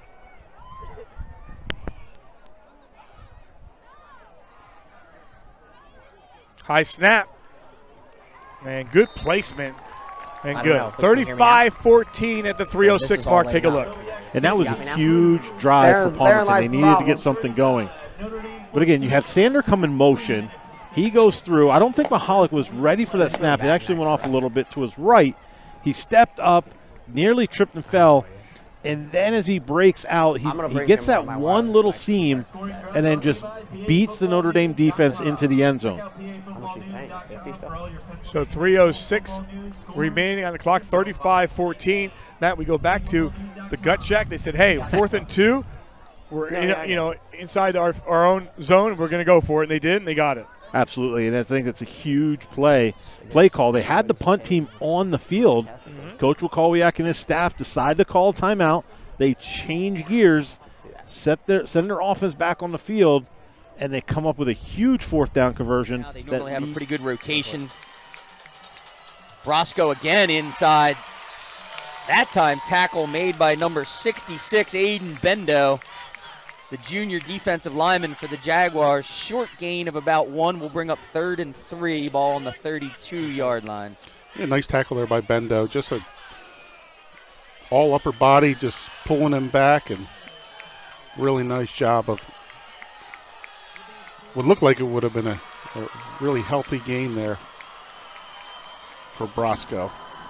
Brings up a 3rd and 3, 8 minutes and 45 seconds left in the fourth quarter.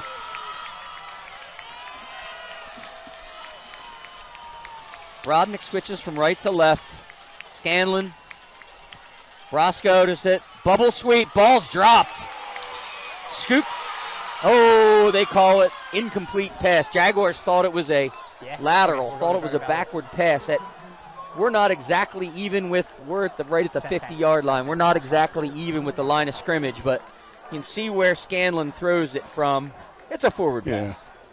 It's a full yard downfield. It just bounces backwards because of the contact made by the defensive backs from Garnet Valley, so it gave it a look of being a potential lateral, but it's a forward pass. Good call by the official. Yeah, Haverford has the ball. Well, here we go. The Jaguars, we said it needed to stop. The Fords have sort of methodically marched down here. But 4th and 3. Alrighty, in here to Garnet Valley Haverford School. It looks like Garnet Valley's going to make a big stop on 4th down here. They needed that one in a big way. It's a 1-point game, 23-22 with 8:26 in the fourth quarter. That's a huge play for Garnet Valley here. Looks like Haverford School just tried to run it right up the gut, and Garnet Valley was there. They made the right play there, made the right read, keeping this at a 1-point game, giving Garnet Valley the chance to take their first lead of the game. They trailed the Haverford School early, able to score back and make it a 1-point game or 1-possession game, and now they're at a 1-point game here. Garnet Valley now on the offensive end. No hurry. See what they can do here. Suspect run. Yep. Handoff goes Whoa. inside to Vaughn. Oh, yeah, run right up the middle there. After a gain of about 1. Ball up at the 32-yard line. Got 1 yard on Continue that to run one. your offense here. Yourself in that 3rd and manageable. See what they do here. Junior signal caller. On 2nd and 9. Given the play, Jags come up to the line of scrimmage. Vaughn and Kohler, the running backs. Lopez, the slot back. Toss goes. Oh, pitch to the outside. Looking for room on the edge. Gonna get at he least gets it. Doesn't almost the first down, to the first down marker. 3rd and short, and the official gets smoked on the sideline over there at the end of the play. Hope he's okay. Like a little bit of contact out there on the sideline. It's rare when you see the guy go out of bounds and you're looking to see where he stepped out, and it was the official that went out of bounds. See where they mark it here on 3rd We down. talk about it every week. Is just getting in that 3rd and manageable here for the Jags offense. 3rd and 2 they're going to give them here. I couldn't tell. I thought it was going to be 3rd and 1, but either way. So 3rd and 2, ball on the 39-yard line. DeVono split to the bottom of your screen. Referees checking to make sure something's right. Just making sure that their sideline official, I think, was okay. They whistle the play ready for action. O'Donohue keeps. Nelson Doe. Another run. They're going to get stopped. Loss will bring up 4th and 3. We're going to get back-to-back stops, it looks like here. Unless Garnet Valley elects to go for it on 4th down on their own end of the field. I suspect they won't. On 4th and 3, I think that 4th and 3. Jaguars would be smart to just punt it away, but inside their own 40 and again, it is a 1-point game. 37 or 38 yard Haverford line. School student section out there making Clock some running noise. now at approximately 7 minutes. We're right when the ball snapped. We'll be right about the 7-minute mark here in the fourth quarter. See if O'Donohue goes with that hard count. It's worked successfully all season for the Jaguars. They are going to line up and go for it on 4th and 3. Oh, they're going to throw it too. Just off the hands of Kohler. That's unlucky there. Garnet Valley can't connect.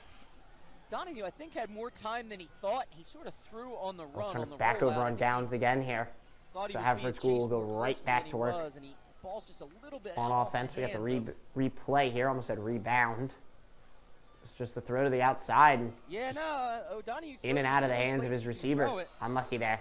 Number 10 with the coverage there for the forwards, Ben McCarthy. Yeah, no, O'Donohue throws it the only place he can throw it. Number 10 with the coverage there for the forwards, Ben McCarthy, and it had to be thrown where it was thrown by O'Donohue and just a little bit out of the reach. So, well, again, the Jaguars defense here, the offense unable to sustain anything there. Now backs up against the wall, 6:55, forwards with the first down. Brosco outside. Runs virtually untouched for about 15 yards before Nolan Carroll eventually brings him down over on the Ford sideline, but not before the ball gets down to about the 12-yard line of the Jaguars. Make it a 9-point game, and they wouldn't be able to tie it up if they do score again with a 2-point conversion. So Penwood will try 4-2 yet again. Same formation. It's going to be Clark out to the right. Over the middle. Incomplete. It is just short of his intended receiver, and that's going to leave it at a 10-point game.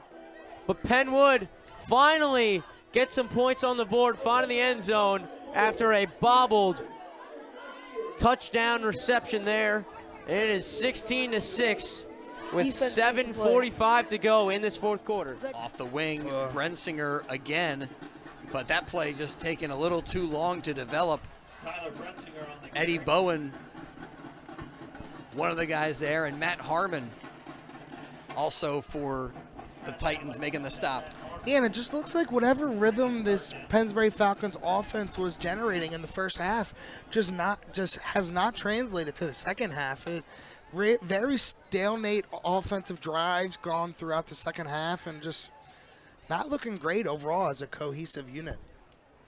Feels like a big play right here. Under 11 minutes, they're looking at a 3rd and 3 from the Titan 45-yard line. It's going to be a Bagley keeper.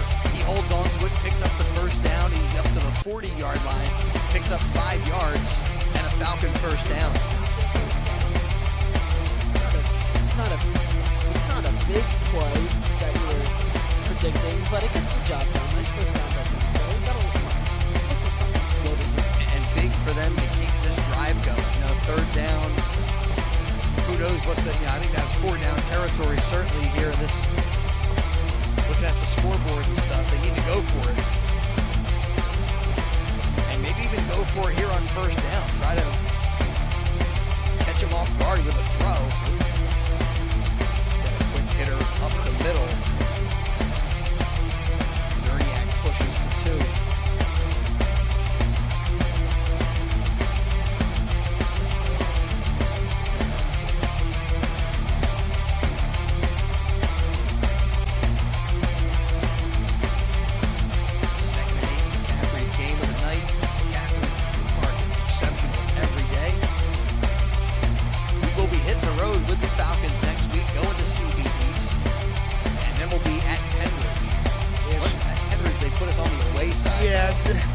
The only bad part about traveling with the team is we never get usually the best setup always.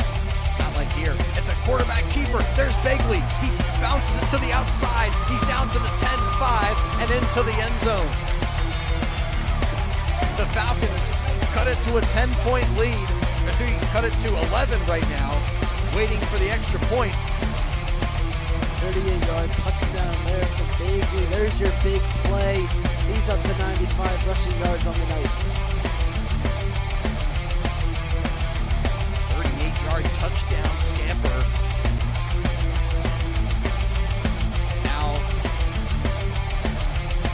Angelo Pereira out of Bagley's hold. Bounces that one off of the upright. He hits the left upright. 2 doinks tonight, one from CB South on a field goal, and now Pennsbury bangs it off the upright, no good on the extra point, so it does remain an 11-point game as we come back up the field. CB South 24, Pennsbury 13 after the 38-yard touchdown strike from Nate Bagley. And the Pennsbury Football Parents Club, they ask you to come out, support the Falcons, look for the program books and the spirit wear, and they hope you're enjoying tonight's game on WBCB. If you miss any of the action On BCB, you can read about tonight's game and tomorrow's Trentonian. Outstanding local and national sports coverage that you can count on 7 days a week. It's all in the pages of the Trentonian. And don't forget to watch the Coaches Roundtable every Wednesday night at 7. Video streamed live from Sandy's Beef and Ale and brought to you in part by Lower Bucks Hospital. Since 1954, Lower Bucks Hospital has supported the youth of our community and is an acute care hospital. I said the Falcons had to score on that drive and do so quickly, and that was a pretty quick strike by this Falcon offense, making it now 24-13. Pereira's going to move it over to the far hash. Looks like maybe the Falcons are thinking about an onside kick. Maybe not now. It looks like a more traditional approach.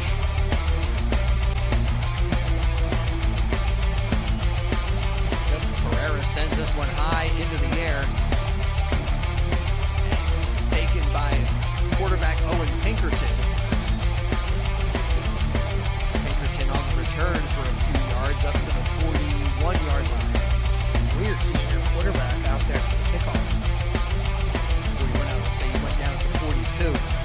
That's, you want your best athlete out there. We've seen some really nifty moves from Pinkerton on that fake pitch. One of them, one time, resulted in a touchdown for those guys. Yeah, he did a fantastic job back there, really disguising some of these plays and fooling this Pennsbury defense, keeping them on their heels. And he hasn't thrown a ton, but when they've called for him to throw the football, he's been pretty accurate with it. There's a handoff to Corey Moore. Kind of more of a power back than Lenardi. Alrighty, we're going to get you back out to Bishop Shanahan at Penwood. Bishop Shanahan at the 40. They have the lead, looking to extend it. Let's see if they can convert. Hitting the road again to go to Chester for an 11 a.m. game. Then they're going against Chichester at home, and then their last home game of the season against Academy Park, and then they'll finish it off in Interboro. It was Barbadora on the carry and a flag at the end of the run. Seems like the officials are keeping the ball where he was tackled. So not a penalty on Shanahan, it seems, as of right now. Never mind, it is coming back. It will be a holding penalty on Shanahan. 3:30 to go in this fourth quarter. And the possibility of a win for Penwood is definitely looking bleak. Yeah, there's still a tiny possibility, but you would need this team to pass, and they're not doing that. Definitely going to run out the clock is the smart play for Bishop Shanahan. And they've been doing exactly that, and they've been doing it efficiently. Yeah, that is very true. They have Bracken in the backfield once again. Landon Wright ready to take the snap. Just under 3 minutes to go. It's a 1st and 5, and they decide to give it to Bracken again. Bracken breaking loose up the right sideline. He's got room for the end zone. And touchdown, Nate Bracken. He's definitely getting player of the game. He has an interception, some carries, and now a touchdown. And the game is officially definitely over, and then a Penwood guy is down. Player of the game indeed, Nate Bracken. The interception earlier in the third, and a big 35-yard touchdown run. Number 33 has been a monster tonight. Yeah, Penwood's chances are definitely probably faded away at this point. I smelled some ashes. Maybe that's seriously it, fading away after that touchdown. That was catastrophic for their chances at winning. If they would have just got the offense going a little earlier, they definitely had a chance. But it's finally fell, and I'm kind of happy to get out of here a little quicker. It's very cold out here. It seems like that touchdown could be the marker for this game being over. 22-6 with a PAT coming up. The only way I see Penwood winning is getting a touchdown within 2 plays where they're going to pass, and then getting a 3-and-out, and then because now it's a 3-score game again. With 2:46 on the clock, definitely hard to see. And it is number 55. And with 1:26 left here, obviously a huge I think it's fourth going to be down. about a half Yeah. a, just from where it was marked on the other side. He doesn't have to get all the way to the 21, but he's got to get close to it. Yep, you can see there, not quite a yard, about a football and a half. So the Jags have to call it the 21. So great camera work there by Darren down on the field for us.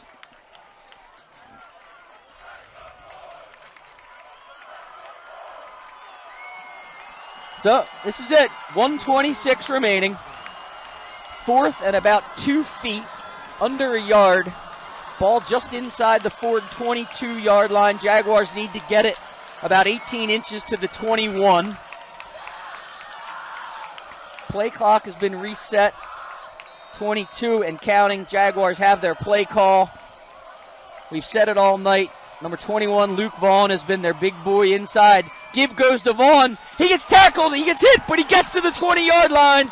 His initial contact, they're going to mark him right at the 20. First down, Jaguars. 1st and 10, ball on the 20-yard line with 1 minute and 12 seconds remaining. You can see Vaughn pumping his fists in the air. I don't think he had it on initial contact, and he used that lower body strength. He worked so hard in the weight room in the offseason. And we talked about it earlier in the game and throughout the game about how hard he runs. So the Jaguars now 1st and 10, ball on the 20, under a minute. 59 and counting for the Jaguars.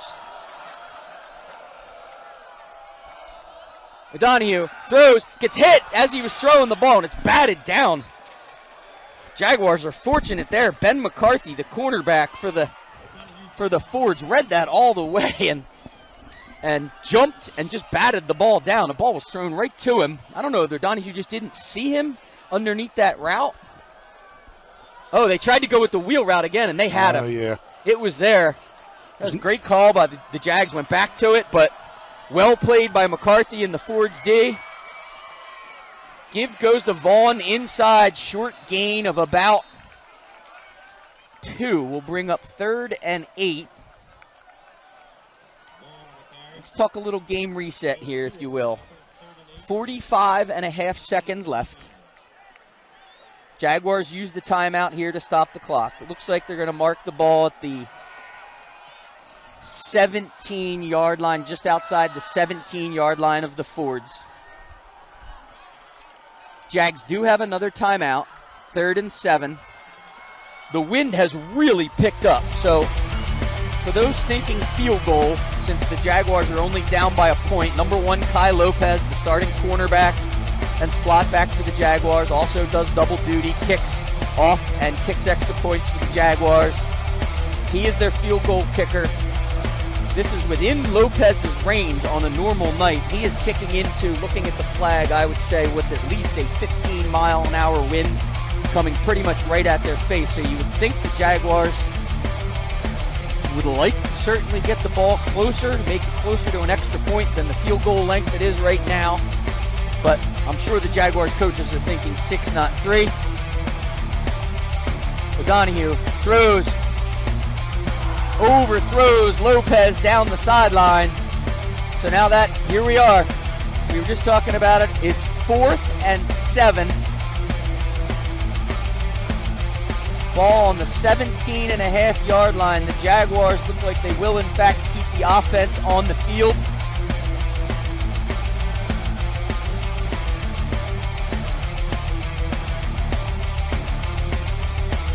It would be a 34-yard field goal for the Jaguars. Jags are going to call timeout and talk about it. It would be a 34-yard field goal. It would be the first field goal this season the Jaguars have attempted. Lopez is a very reliable kicker. The trio of Downey, Carroll, Holding, and Lopez kicking has made, I believe, now 13 or 14 extra points in a row. But untested from 34-yard field goal range. And again, for those watching on your screen, there is a very, very significant wind going right to left, right into the Jaguars' offense on the field. Already, End Zone fans, it is crunch time here in the Garnet Valley Haverford School game. We're down to our final 40 seconds, still a 1-point game in favor of the Haverford School, 23-22. But Garnet Valley has it, 4th and 7, looking at possibly taking a field goal to try to give themselves the lead, or they might go for it here on the 4th down play to try to extend the drive, run out the rest of the clock, and score to put the game out of reach for Haverford. Let's see what they elect to do here coming out of the timeout. 7.5 yards to at least get the first down. So they need to get the The ball to the offense is 10-yard still on the line. field here. Play clock is counting. 18, Yeah, it looks like Garnet Valley's going to go for 15. it here. That's Shouldn't a be an issue. big, Vaughn, the bold choice if you are the Jags Garnet Valley trips to head the top coach of your here. Screen. O'Donohue under center. Toss. Fake. Handoff. Goes Fake's inside. looking He for throws. the Ball pylon. caught. They're able to Number get one, the catch. Ty Lopez. No First touchdown, down, Jaguars. but Ball they're able on to the make the 5-yard grab line. and will extend the drive. They'll Clock probably will take their stop last time out here if I had to hazard a guess. Try to stop the clock. Chains to be moved. No, they're going to keep it Chains running. have been moved. See if they like to clock They it get here, or if they're set. just going to go quickly, no huddle. O'Donohue. Quick no huddle Toss. offense They here. don't spike it. Oh, goes to Vaughn. Touchdown! Touchdown, Jaguars! Garnet Valley with 24 seconds on the clock on a beautiful run play, able to find their way into the end zone. By surprise. Wow. O'Donohue got up under ball, That under the move center. to go for it rather on than 4th and spiking 7 pays Jags off went, for the hurry up. Jaguars, and they take their first lead of the game. Toss Just to a Vaughn, and simple he gets pitch blocks out to the there. outside He and cuts around. it up inside and Tripped dives up, but he's to the able to goal reach line. over the pylon It is a touchdown. and break the plane and And score. with the point differential being 5, the Jags offense will go back out on the field to attempt the 2-point extra point. Huge play for the Jaguars. Try to make it a 7-point game. 28-23 now. It goes from a 1-point game to a big lead, and it looks like they're going to line up and go for 2 as well to try to put this game for sure out of reach Kohler of the Haverford School set behind. in O'Donohue short time. They're going to rolls, run the same throws style of deep play, into looking the back corner. Oh, a corner. little It's bit over just Caden Nollinger's overthrown. head. Number 42, Caden Nollinger. So the 2-point conversion will back be there no in the good. corner of the end zone. So it'll be a 5-point game the here Ford still within for 5. the Jaguars.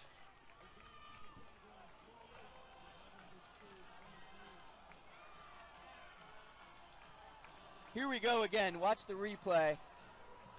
Toss Again, goes to we're number gonna 21, stay here Luke Vaughn. for the Blocks out on completion the edge of by this Devoto. game. Tripped up at Caden the goal Nollinger, line and just number able 1, to Kai sneak his Lopez. way over it. And Vaughn nose for the Kickoff goal coming line. here shortly.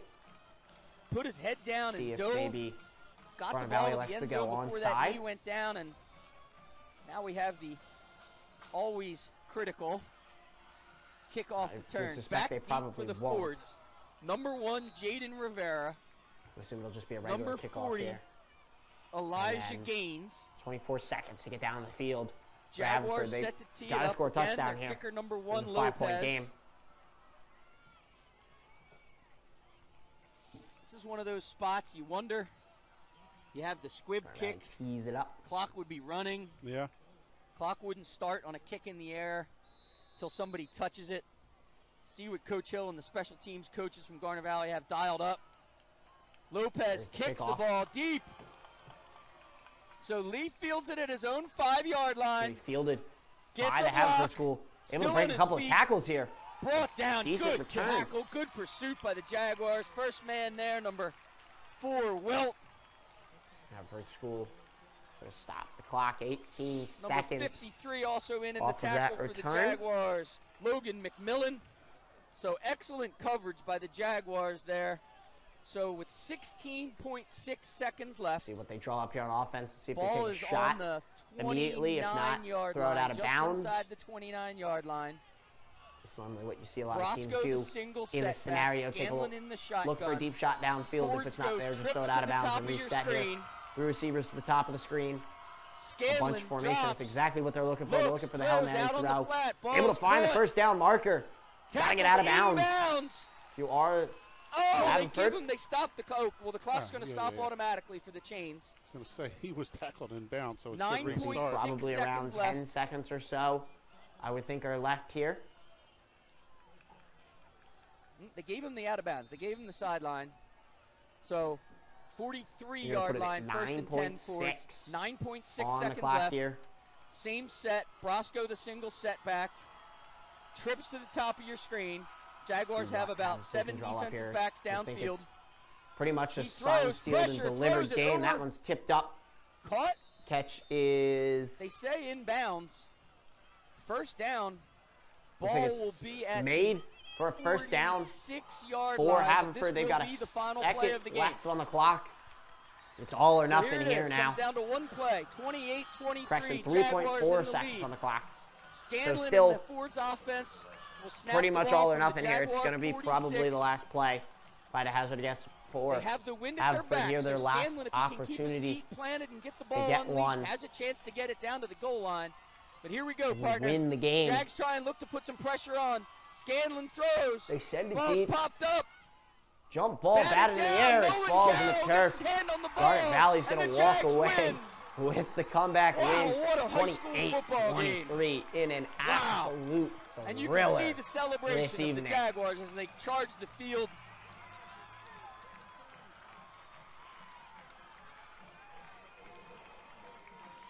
You have the team celebrating out there on the field. You can see the Jaguars line up. Got to be good sports. Shake hands, the coaching out staff there. exchanging hands. What a big high school play football game here for at Mo Garnet DeFrank Valley. Stadium in Garnet Valley. Home field of the Garnet Valley Jaguars here in Glen Mills, Pennsylvania. What a fantastic first time ever matchup between the Fords and the Jags. What a fantastic first time ever matchup between the Fords and the Jags. Jags come out victorious 28-23. Well, there's so much to say about this game. What are your thoughts, partner? Speechless. What again? You said it. You said it best. And the message all week was just let's go play, let's go play, let's go play. And you know, you get an opponent you haven't played before. A really, really good Haverford school team. I just think the message is the same all week. Let's go out and play. Let's go out and play ball and see where the cards land. And Coach Van Wyk and the Garnet Valley coaching staff did a really, really good job of getting the kids up this week and really getting that in their heads. And you see literally that whole second half, the want, the will, the extra. Alrighty, as most of our games have gone final here on SFBN Zone, we are going to take you back out, though, to Notre Dame, Palmerton. Notre Dame just scored, still trailing Palmerton, but starting to work their way back into it, trying to keep the fight alive. Let's get you out there. So it's 41-26, so 2 points lost there for the Crusaders. Matt, are we looking, again, you said the 3 timeouts. Are you looking at an onside kick here or not? I mean, they've been getting the ball consistently at the 30-yard line. I don't think yet. I think you give your defense a chance. Give them an opportunity. Hey, you guys this is your time. You need to go out and make a play. Because if you make a play and you stop them here, you can cut into this lead pretty quickly. Absolutely. And they had that opportunity. They did force the punt. They got the ball at the 38 on the punt, and they didn't come up with anything from that. So 4:30 on the clock, 41-26 is your score. Hope you're enjoying our coverage, our D11sports.com game of the week, presented by St. Luke Sports Medicine. I want to always thank John Hoth, Greg Lay, Ken Sidlow. Well, Palmerton looked like they were getting ready to protect against a onside kick. They do have 9 guys up, and it doesn't look like their hands team is out there.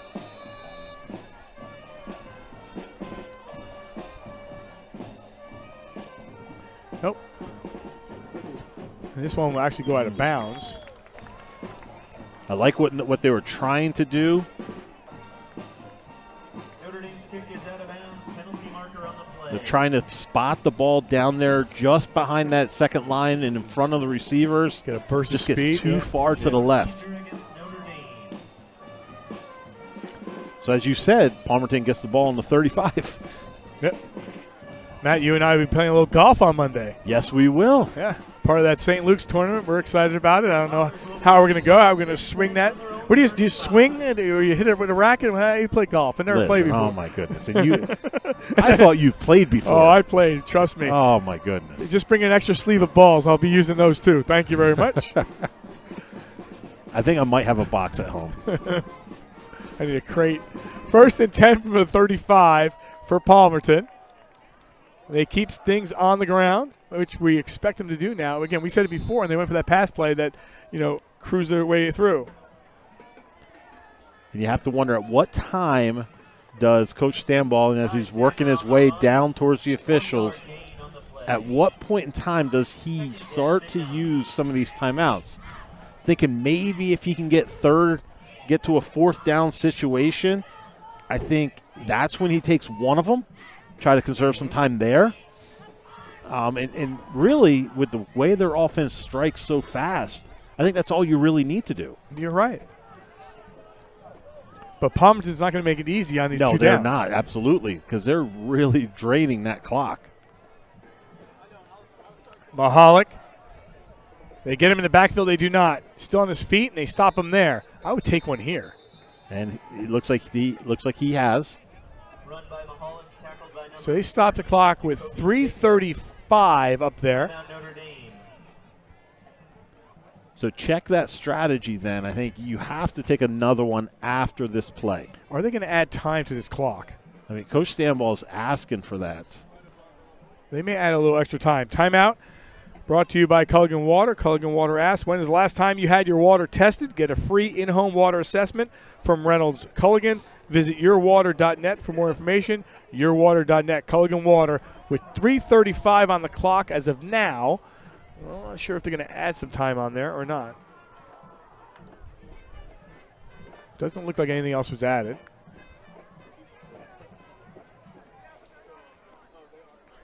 Again, we'll be back in action on Thursday over in Lehighton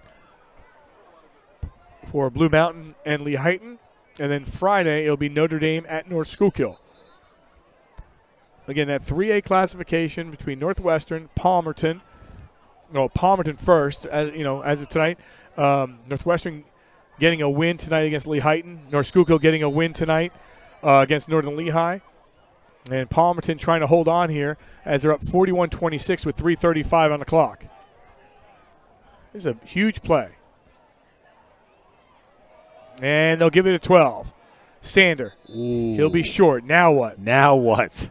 Handoff is to number 25, Sander. So, Matt, they went for it earlier in the night, right? I think you go for it. I think you go for it. I think you're going to go for it. I think you are too. But do you put him underneath center or not? I mean, he doesn't like doing that. No, I think you leave him in the back. Okay. But I think you definitely go for this. And if you're Notre Dame, you can't call a timeout here. Nope. Because you might not get the ball here. Exactly. Now, Palmerton will call timeout, possibly. Now, will Palmerton go hard count, try to draw him off sides? That would be a good call, and if they don't get it, call timeout. Ooh. Oh, he did. Coach Wacholiak got down there and got the timeout just in time. Just before the ball was snapped. Wow. So, but again, you're looking at that clock at every time. It's amazing how much time they can control from that. Timeout brought to you by, guess who? Culligan Water. Culligan Water asks, when's the last time you had your water tested? Get a free in-home water assessment from Reynolds Culligan. Visit yourwater.net for more information. So 2:45 on the clock. 41-26 is your score. A 4th down and a full one, right? That's a full one. You got full yard. Yeah, you got to get to the 45-yard line. Just trying to scan the Palmerton sideline, looking for their long snapper. And he's not. He's on the sideline. He's not in that huddle. Yeah. He's nowhere near the huddle, so they're definitely going for this.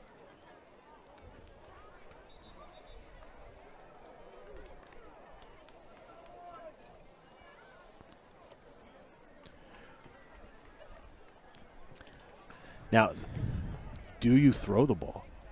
No. Do you throw it? Oh, I'm not the coach. You are. Just when we thought he wasn't going to throw last time. 4th down and 1 from the 44. Ooh. Oh, this changes everything now. Okay, now you got to punt. I think now you do punt. Penalty marker on the play. Illegal procedure. I would be stunned. Yep, long snapper's coming out. Okay. Yes.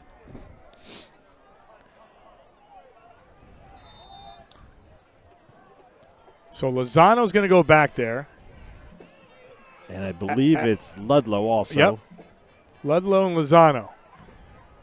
I don't think they've had any returns on punts because it's gone out of bounds or it's gone short. Uh-oh.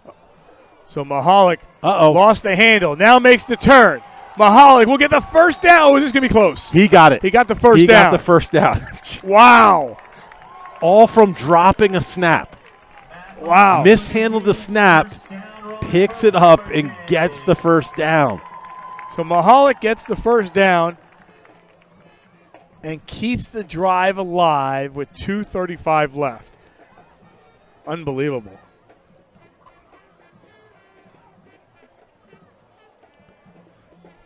He's just the guy that makes the engine go. Yes, he is. And you had 3 Notre Dame defenders in position to make plays, and he just outran them to the spot.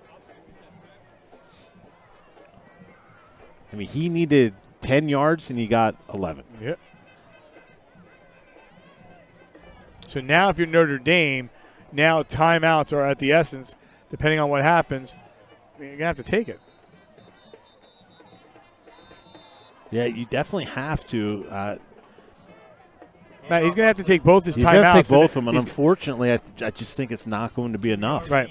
I think you just don't have enough left. So let's take a look at the schedules while we have them. Timeout brought to you by Culligan Water. Culligan Water asks, when's the last time you had your water tested? Get a free in-home water assessment from Reynolds Culligan. Visit yourwater.net for more information. Culligan Water.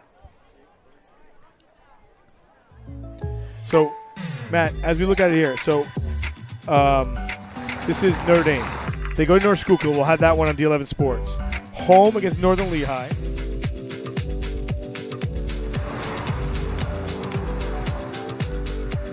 For your surprisingly great rates, contact your local State Farm agent today. If you want the real deal, call State Farm agent Elbion Padulary in Feasterville, Trevose today. Like a good neighbor, State Farm is there. Hi, I'm Tommy Green, former pitcher for the Philadelphia Phillies. When I was in high school, it was very important to me to show scouts what I could do. My friends at Payroll Service Solutions are huge supporters of high school sports. Notre Dame, you're looking like I have to get a win against Northern Lehigh. I have to get a win against Pine Grove. I have to get a win against Wilson. And I think after that, you're looking at Jim Thorpe and North Schuylkill. Can we get a split between those two potentially? They're the ones that are going to be the more highly contested. If you can get a split in those two, dropping one tonight, 3-2, you get a split in those other ones, you finish 7-3, you're right in the mix. You're right in the mix, and then once you get to that second season, all bets are off. Yeah. You just play. It's all yeah, different you just from there. play. It becomes that those matchups though. Who's going to be now in the 3A classification? I'm just. Is it 4? It's just a 4, right? I want to say it's the 8 because they have a lot of teams in the 3A classification. You're correct.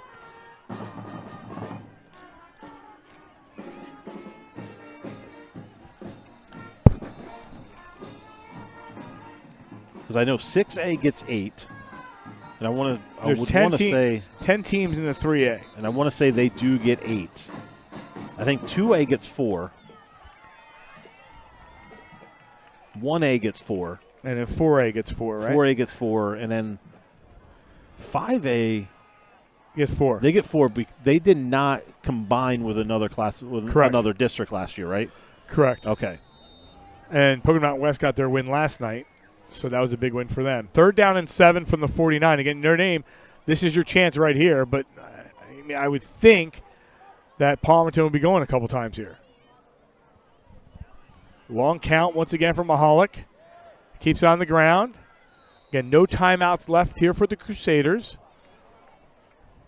Okay, so 40 seconds on the clock. That's going to bring it down to just above 140.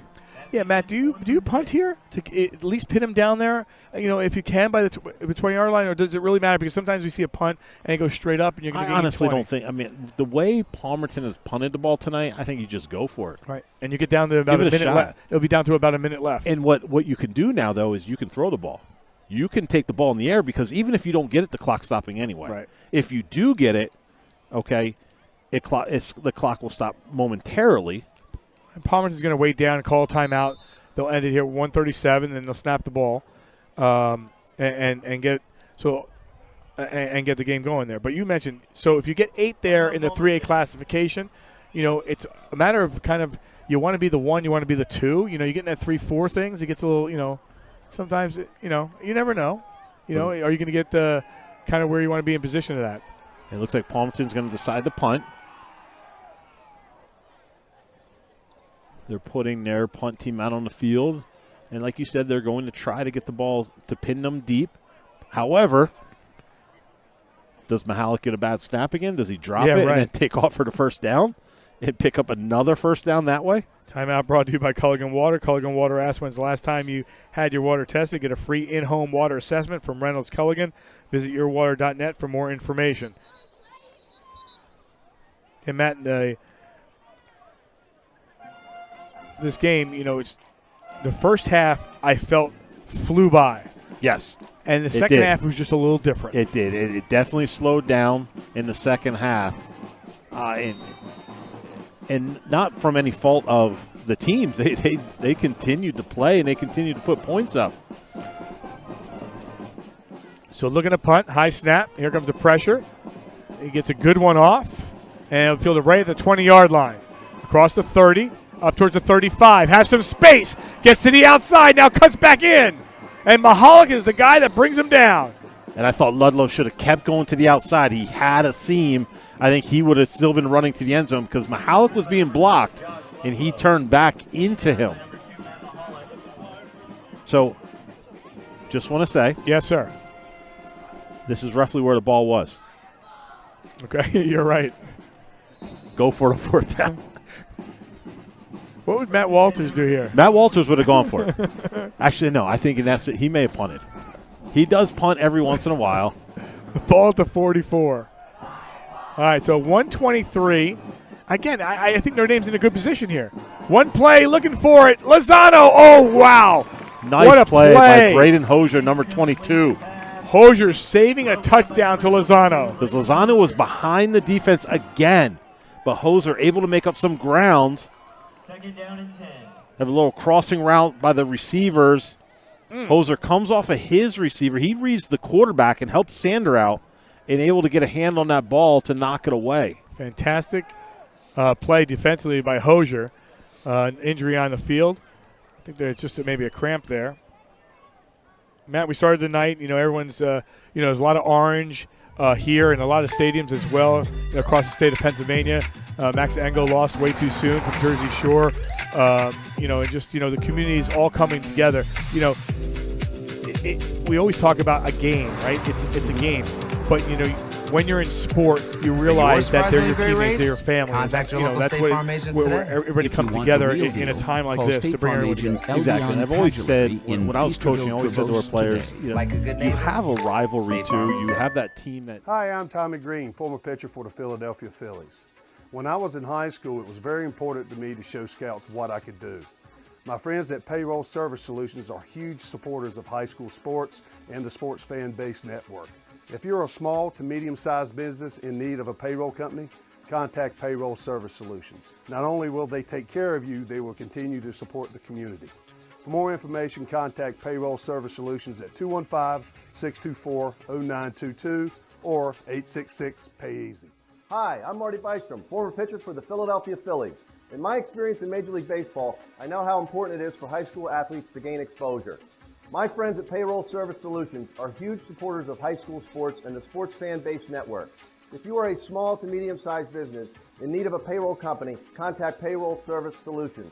Not only will they take care of you, that camaraderie and that brotherhood, much more. Yeah, greatly said for sure. Oh, big stop coming up, and that could have been it right there.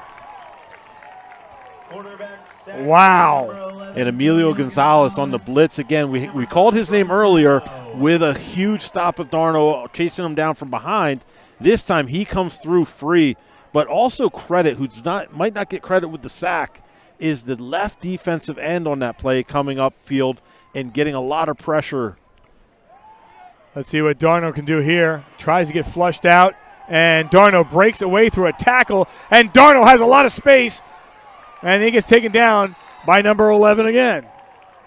Number 7, Darno on the keeper, tracked down. Now they got to go real quick here. Yeah, they do have to go quick.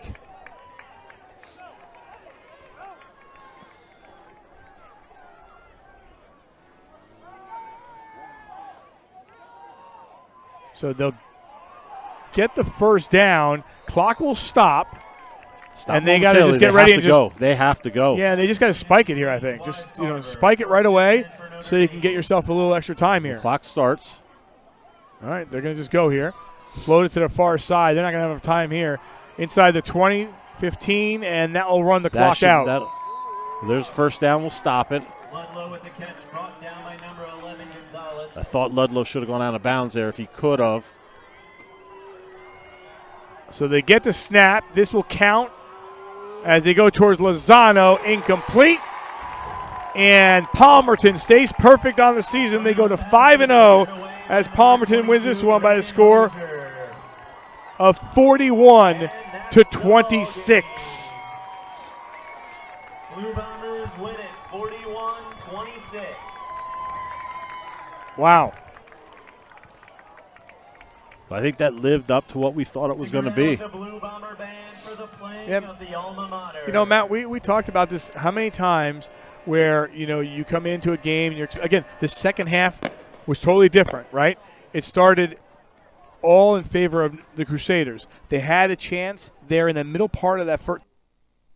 Alrighty, everybody. As all our games have gone final this evening, we had the magical comeback by Garnet Valley to take the win over the Haverford School. We won't be with you tomorrow, but let's take a look at the matchup we've got on the Saturday slate tomorrow.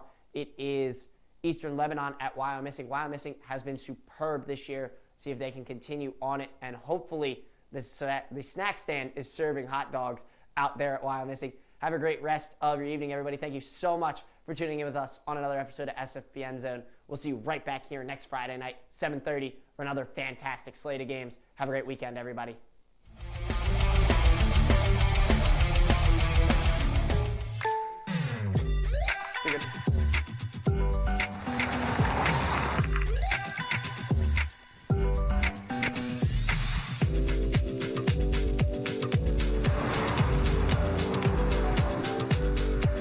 For your surprisingly great rates, contact your local State Farm agent today. If you want the real deal, call State Farm agent Eldion Padulary in Feasterville, Trevose today. Like a good neighbor, State Farm is there.